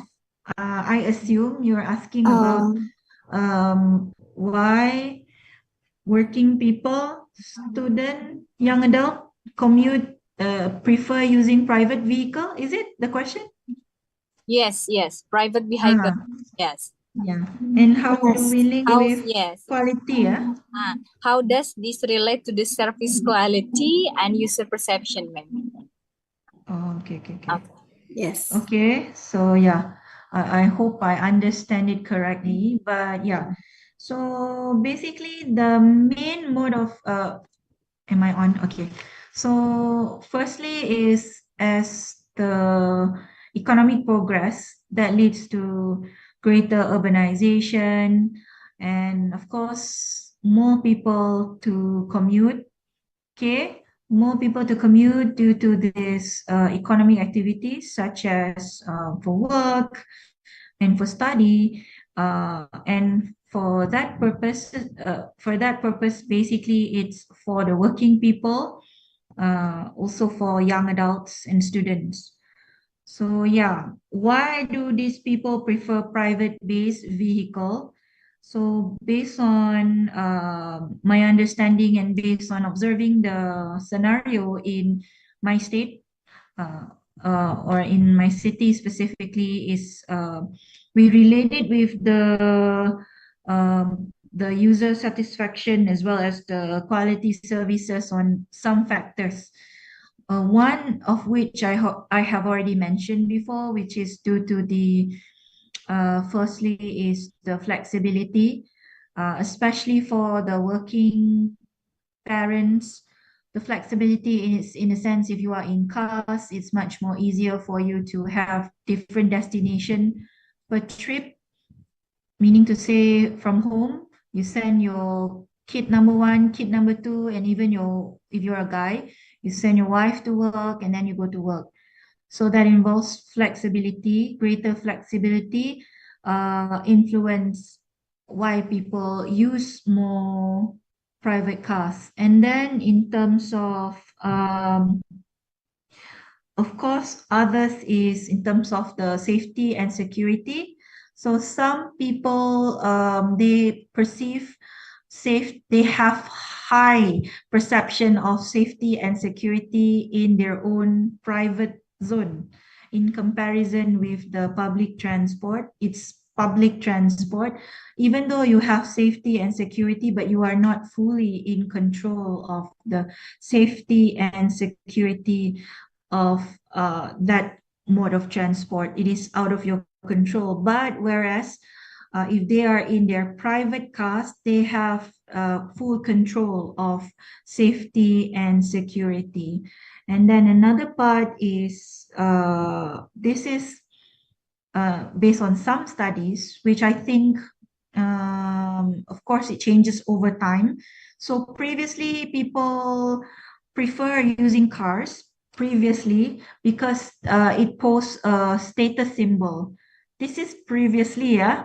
So previously, they perceived that if a person have their own private cars, this represents that they are in a higher level of income status. So it's more of a symbolic nature of why people commute using private cars. And then others, of course, what I can say is the reliability in terms of the schedule, which is for some places they don't have structured time schedules, and also some of the public transport are not in time, especially in less developing countries. So those reliability issues affect what they perceive in the public transport, which shifted them to private-based transport. So these are some of my opinions. Hope it helps. Hello, Miss Intan. Is it clear? I hope it's clear. Okay, that's clear. Okay, thank you very much for asking Thank you for to your answer. Madam Nur Zaimah Ubaidillah. Well, we proceed to the next. Wants to ask the questions, please? I would like to also call the other participants, maybe from STMIK or School of Informatics and Computer Management. Are you here? Maybe from Hindu College of Lampung.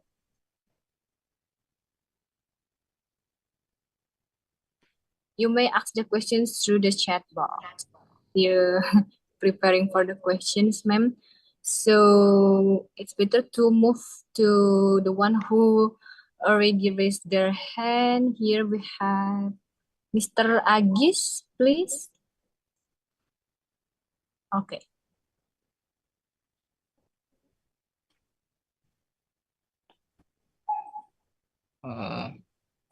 Okay. Thank you for your time.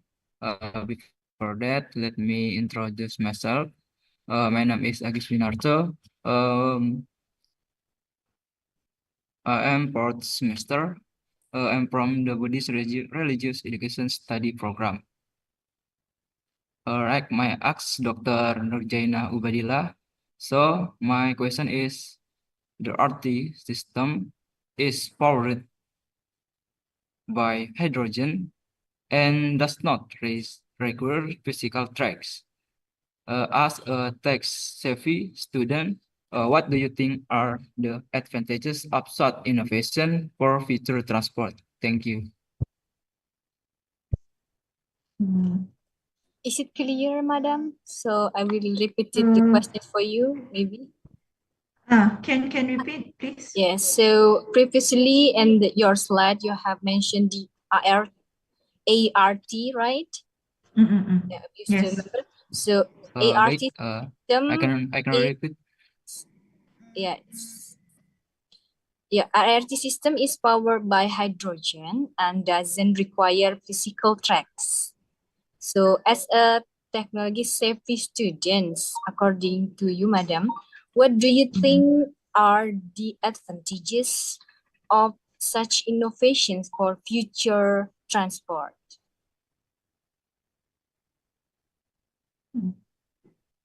Okay. So thank you, Agis. So yeah, according to my understanding, so using this hydrogen energy actually, how it's going to influence future transport, and also no physical track in the sense is, it actually creates public transport, or which is not dependent on the conventional energy that we have, which is, of course, we do still use fuel consumption these days, but due to the energy transition, that creates a different kind of energy dependency. And of course, it's not easy, but it creates some sort of how to say, more sustained types of transport in the future. And in terms of the trackless lane, okay, this is some sort of future energy or future types of transport, in the sense that we rely on new technologies such as IoT and also AI to empower the ART system,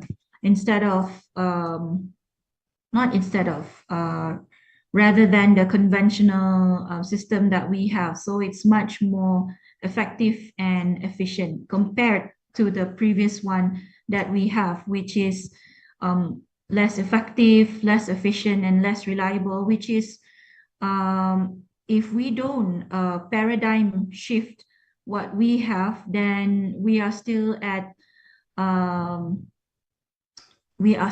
the traditional or conventional mode of transport, which does not help when it comes to economic productivity of the nation or the state. So hydrogen energy and trackless physical infrastructure. It ensures that instead of we spend a lot on building roads and also infrastructure, we can also have an effective and also efficient public transport without exploiting the current roads significantly. So that is the new age or the new way of how the future transport is going to be. So instead of destroying buildings or land that is already exists, so we try our very best at the minimal cost on how we can come up with a sustainable mode of transport with lesser spending as well as lesser exploitation to the environment and current infrastructure. So yeah, so that's my opinion. So another question, although we say Hanjaya, Yes. Yusdika, is that? Yes, yes, madam. So another question is from Aldo Wisanjaya. How can sustainable transportation benefits the business overall in its operating area? So according to you, is there a data that show before and after that the sustainable transportation affect the economical performance there? I mean, maybe in Malaysia. Okay. So I will answer this on behalf of Sarawak, yeah, Sarawak, Malaysia. So yeah, currently we are in the development process, progress of the autonomous rapid transit, which is a sustainable transport for Sarawak state. So how sustainable transport business overall in its operating area is because once there is a sustainable transport or a much more effective and efficient transport, it creates seamless travel or commuting from one place to another, and also operating economic activities in that particular area. So you can see in other example as well, once the train station is built, so it creates some supporting businesses. For example, at the ART station, for instance, there are some small businesses, food and beverages and shops that will be developed. Okay, in some of the potential ART stations. Of course, that will increase the economic activities in that station or in the adjacent area or the operating area. And also, is there a data that shows before and after the sustainable transportation affects the economic performance? So unfortunately, we are still in progress, but hopefully we can be able to collect all the statistical data currently versus once the ART is operating. So it's not operated yet. It is still in development. But yeah, it's a good idea to compare the pre and also post to see what are the economic spillover of the ART to the areas related. So that's a good one. So that is what I can say, because we haven't operated yet, so we cannot compare. And of course, it is good to have the pre and post because it shows that apart from being a sustainable transport, it also gives economic spillover to the nearby areas. So yeah, I go to Stefanus Julio Winata. What is your view? Maybe you just write it in the chat box. So rather than, because of the conductivity, maybe I couldn't hear properly. So I just read it in the chat box. What is your view on electric cars? Can it reduce pollution for the future? So yeah, electric cars are private cars. So I'm quite divided in this sense. So from one perspective, because I also teach transport and environment, so transport and environment is whereby the environmental the environmental issues projected from, for example, cars are not just produced when the car is operating. Okay, so it is also produced during the manufacturing of the cars. Okay, so there are manufacturing while the car operates, it produces the CO2 that we talked just now, and then during the maintenance process, so it produced pollution during that time. So yeah, my opinion is quite divided in the sense that in some scenarios, the electric cars can also reduce emission because it does not use fuel, oil, ataupun no fuel consumption. Okay, but then again, during the production of the electric cars itself, because electric cars are like individual cars and it involves electricity and also fuel consumption. If you can see the CO2 emissions based on sectoral, of course, transport second, but you can see before that is electricity and also manufacturing. So it also relates while the during the production of electric cars or electric vehicles.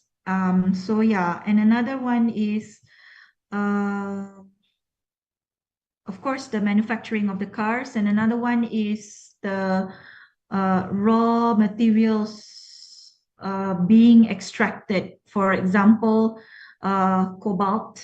So yeah, it's a very limited, and it's not everywhere. Just like oil extraction, the cobalt extraction is also very limited. So this goes above and beyond oil consumption, fuel consumption, and also emissions. Okay, that's why I'm still divided. Although while operating it lessened the emission, but during the manufacturing process, it involves high emission as well as during the maintenance as well. So yeah, and for me to conclude something, I need sufficient statistical data to back it up. So what I'm saying just now is just my opinion. And also for electric vehicles, it involves the extraction of limited resources or raw materials, which is cobalt. And cobalt itself, it is very limited. Some of the countries with high cobalt production is in the African countries. So yeah, you can Google what happened during the process. Yeah. So apart from the pollution itself, it involves issues with human resources and also human rights, which I will not elaborate in this session. Okay, so next one is, thank you. Yeah, maybe answer the question from Indria Sari. So because we have the limit time. Yeah. Yeah, the last question is about pollutions, ma'am. Oh, the last question, Indira Sari, yeah? Yeah. Okay, so the last question, according to Miss Ayu, is from Indria Sari. Yes. Is that the last question? Yeah, because I'm sorry Okay. about the time limitation, ma'am. Okay, Bu. Talk about pollution is an old story in a new ways today, but interesting to see when you show us about habit as variable in this research. As a lecturer, I'm interested to see how you manage this variable, how you control it, then it can prove and accepted as valid data, please. So basically,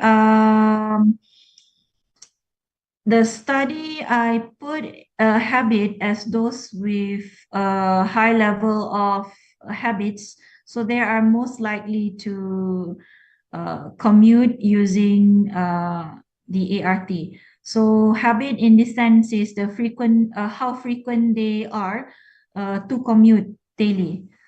So the more frequent or habitual traveling is for them, then they are most likely to commute using ART. This is because perhaps previously they did not, although they are the people that commute frequently, but since there are no reliable mode of transport apart from cars and motorcycles, so they are stuck in the zone in which they have to use cars. But in the sense that of an introduction of a new mode of public transport, so it creates an opportunity for those who consider daily commuting as their habits to resort to ART as another mode or form of transportation. So that is my opinion on that. So I pass it down to Miss Ayu. Okay, I can see here, Madam. So there are so many questions again. Maybe you can we can read the questions maybe from Dharma Yuga. Dharma Yuga, yeah? Yeah, Dharma Yuga first. Okay. Then after we have, Okay. we can move to another questions. So So I go to Dharma Yuga. Yuga. The Sustainable Development Goals aim to make transport more inclusive. According to your view, what should student-friendly inclusive transportation look like?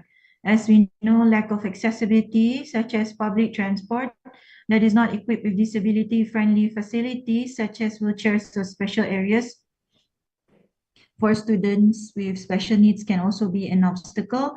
And then lack of security at bus stop, station, and public vehicles can make students feel unsafe and uncomfortable using public transportation. Okay, according to my view, student-friendly inclusive transportation should look like. So this involves not only the government, the ministry, the policymakers, transport stakeholders and agency, but it also involves collaboration with schools and also with higher institutions. Okay, so schools and higher institutions must also provide their needs, okay, especially for students with special needs to commute to these policymakers, so that the policymakers can ensure that they provide accessibilities or facilities for the disadvantaged students, for example. For example, for the ART, ones that they should be providing is the platform between the ART and the station. So instead of walking just like that, so the platform ensures that the student who are using the wheelchair can be transported from the ART safely to the other platform or to the ART station.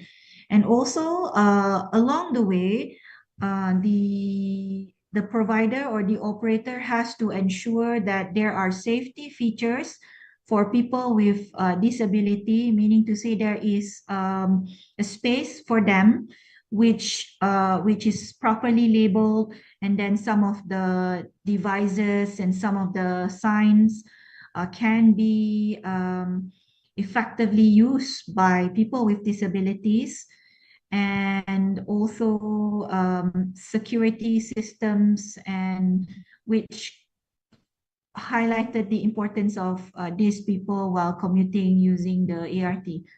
So lack of security at bus stop, station, and public vehicles in this sense is to integrate the security and safety features like CCTVs and also sufficient security staff at the public stops.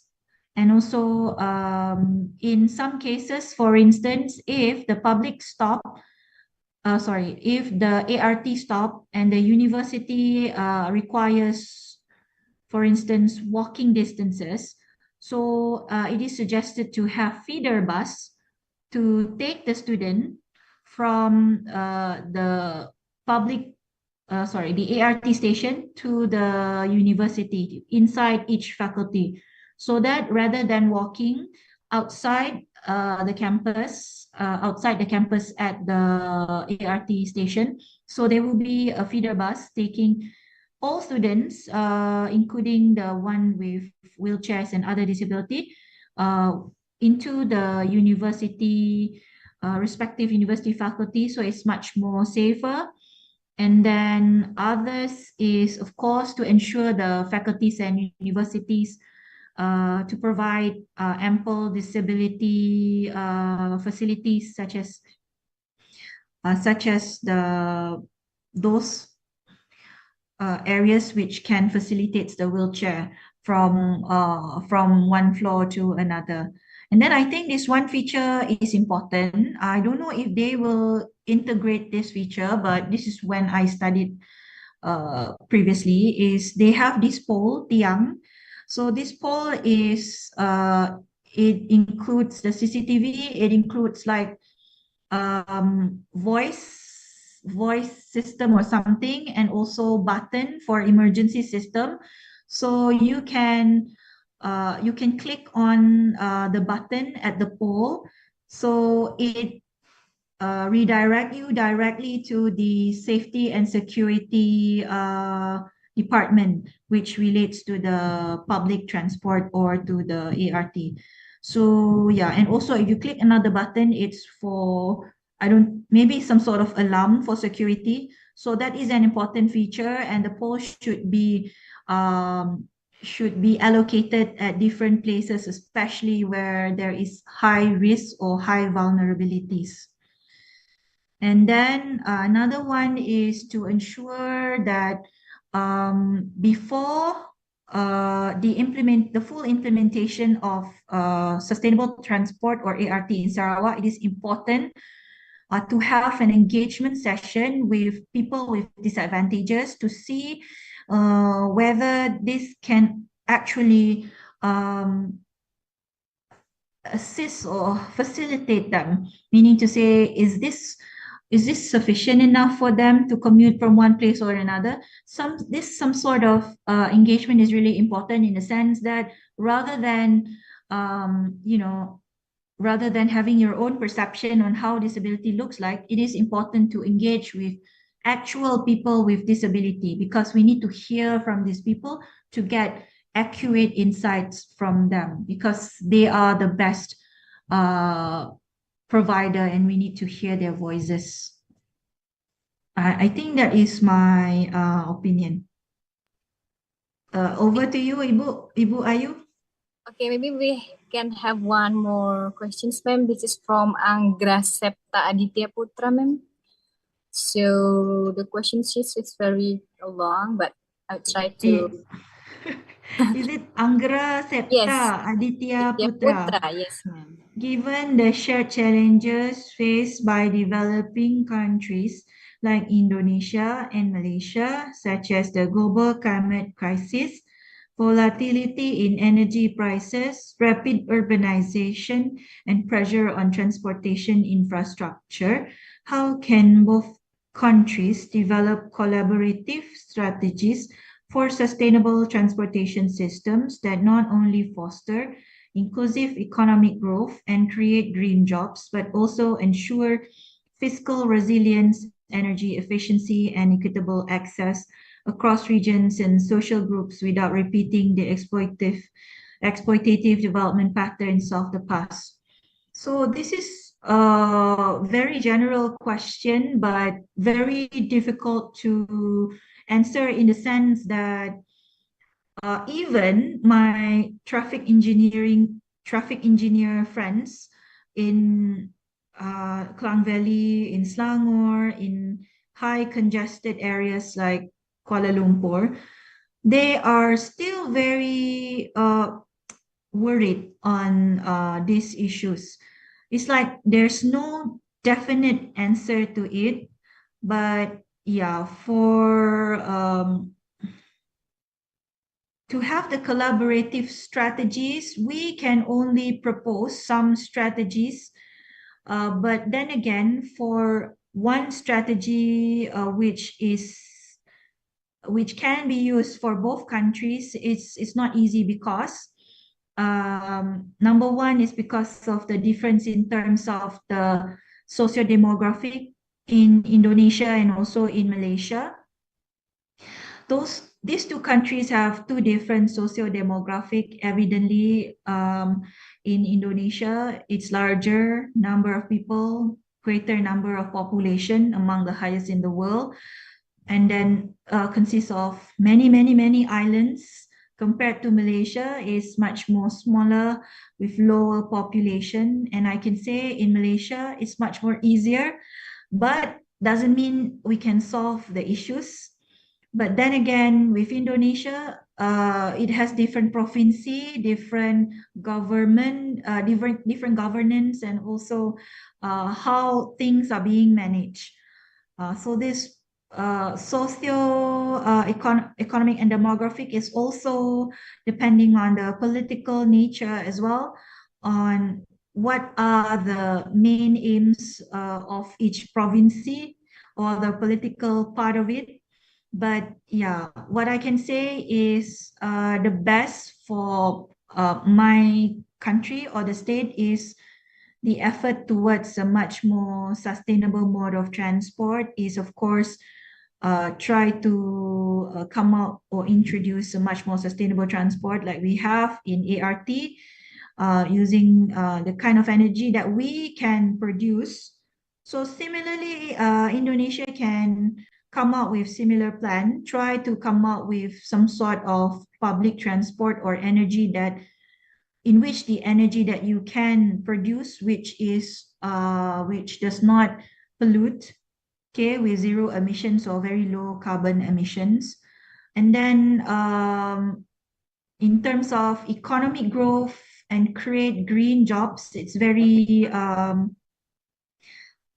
tough one as well. But for the ART, in the sense of in the scenario of Kuching, Sarawak, so ART itself is a sustainable transport. So it uses green hydrogen energy. So anyone working with ART actually are in the green jobs of types of employment. Okay. And also fiscal resilience is not very easy to achieve that.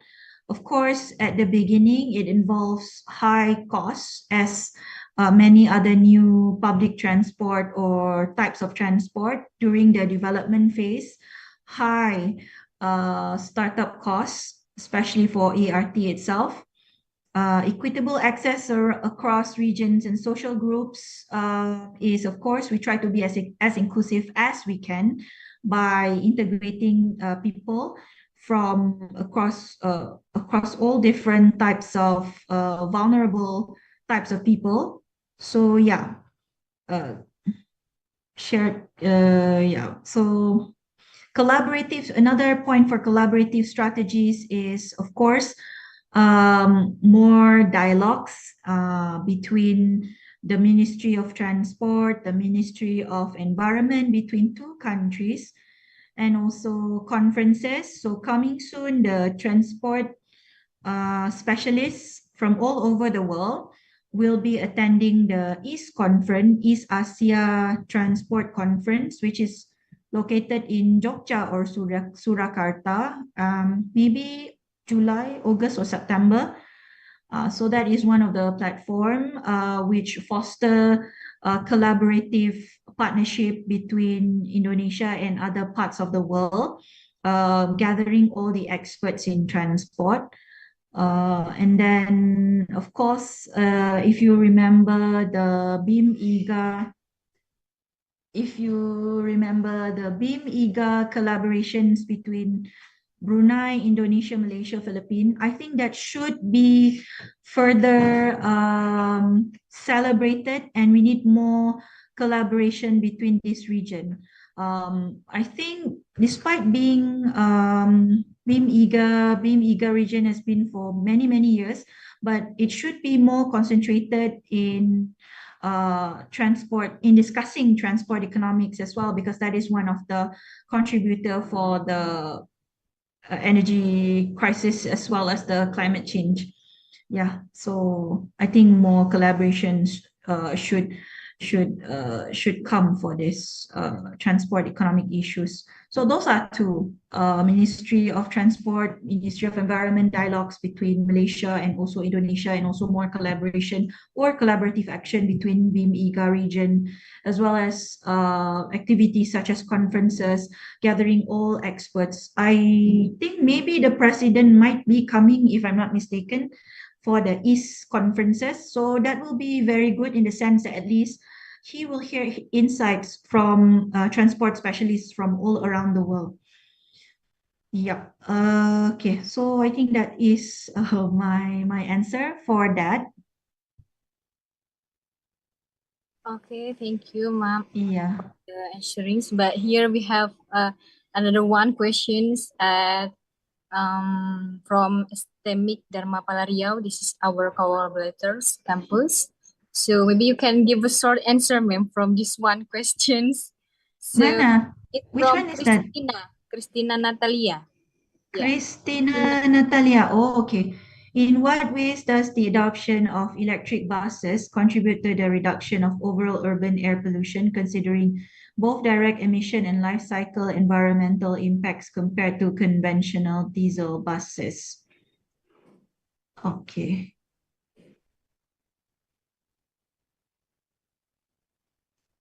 Okay, in what ways does the adoption of electric buses contribute to the reduction of overall?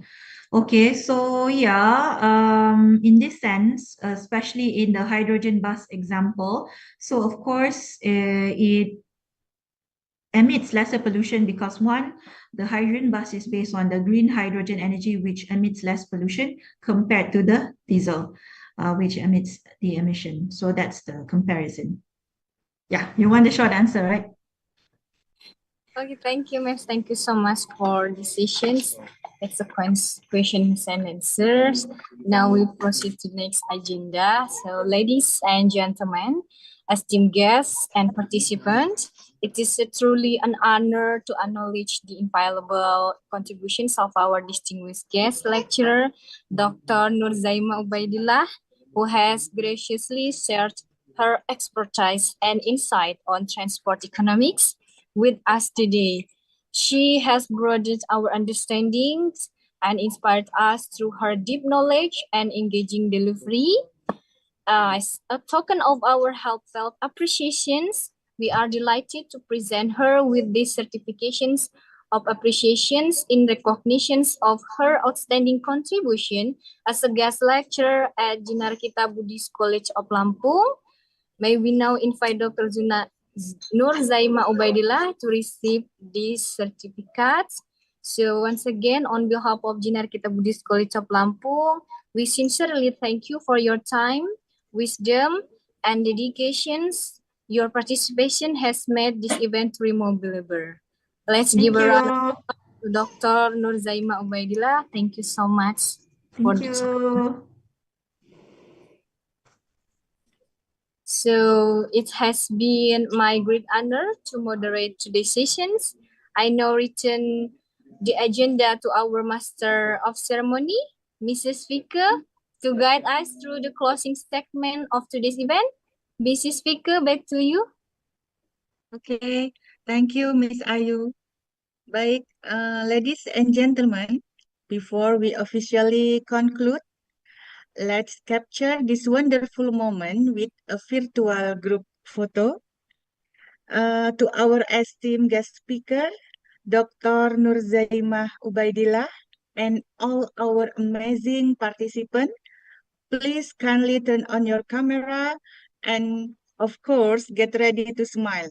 And don't forget, please give your sweetest smile. Okay?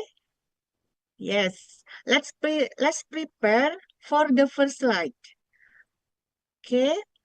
3, 2, 1. The next slide. Okay. The third slide. The next. Okay. The next. The sixth slide. let's prepare for the 7th slide. Next. Next. Okay, the 10th slide. Next. And finally, the 12th slide. Okay, perfect. Thank you, everyone. Thank you, Bu. Ladies, ya, Ibu. Ladies and gentlemen, we have now reached the end of our international guest lecture event. On behalf of the organizing committee, I would like to express our deepest gratitude to Dr. Nur Zaimah Ubaidillah from Universiti Malaysia Sarawak and to all participants for making this event a great success. And once again, I would like to thank Dr. Nur Zaimah Ubaidillah for great material today. Nice to meet you, ma'am. Right. Nice to meet you too. Thank you. It's an honor. Okay. Please accept our sincerest apologies for any shortcomings or mistake during today's event. Thank you. Wassalamualaikum warahmatullahi wabarakatuh. Namo Sang Yang Adi Budaya, Namo Buddhaya, Om Santi Santi Santi Om, and good morning. Okay, thank you. Thank you. Thank you, ma'am. Prof. Recording Manisha. Yeah, see you again in the upcoming event. Okay, thank you. Okay, goodbye. Goodbye. Thank you all. Bye, everyone. Okay, bye-bye.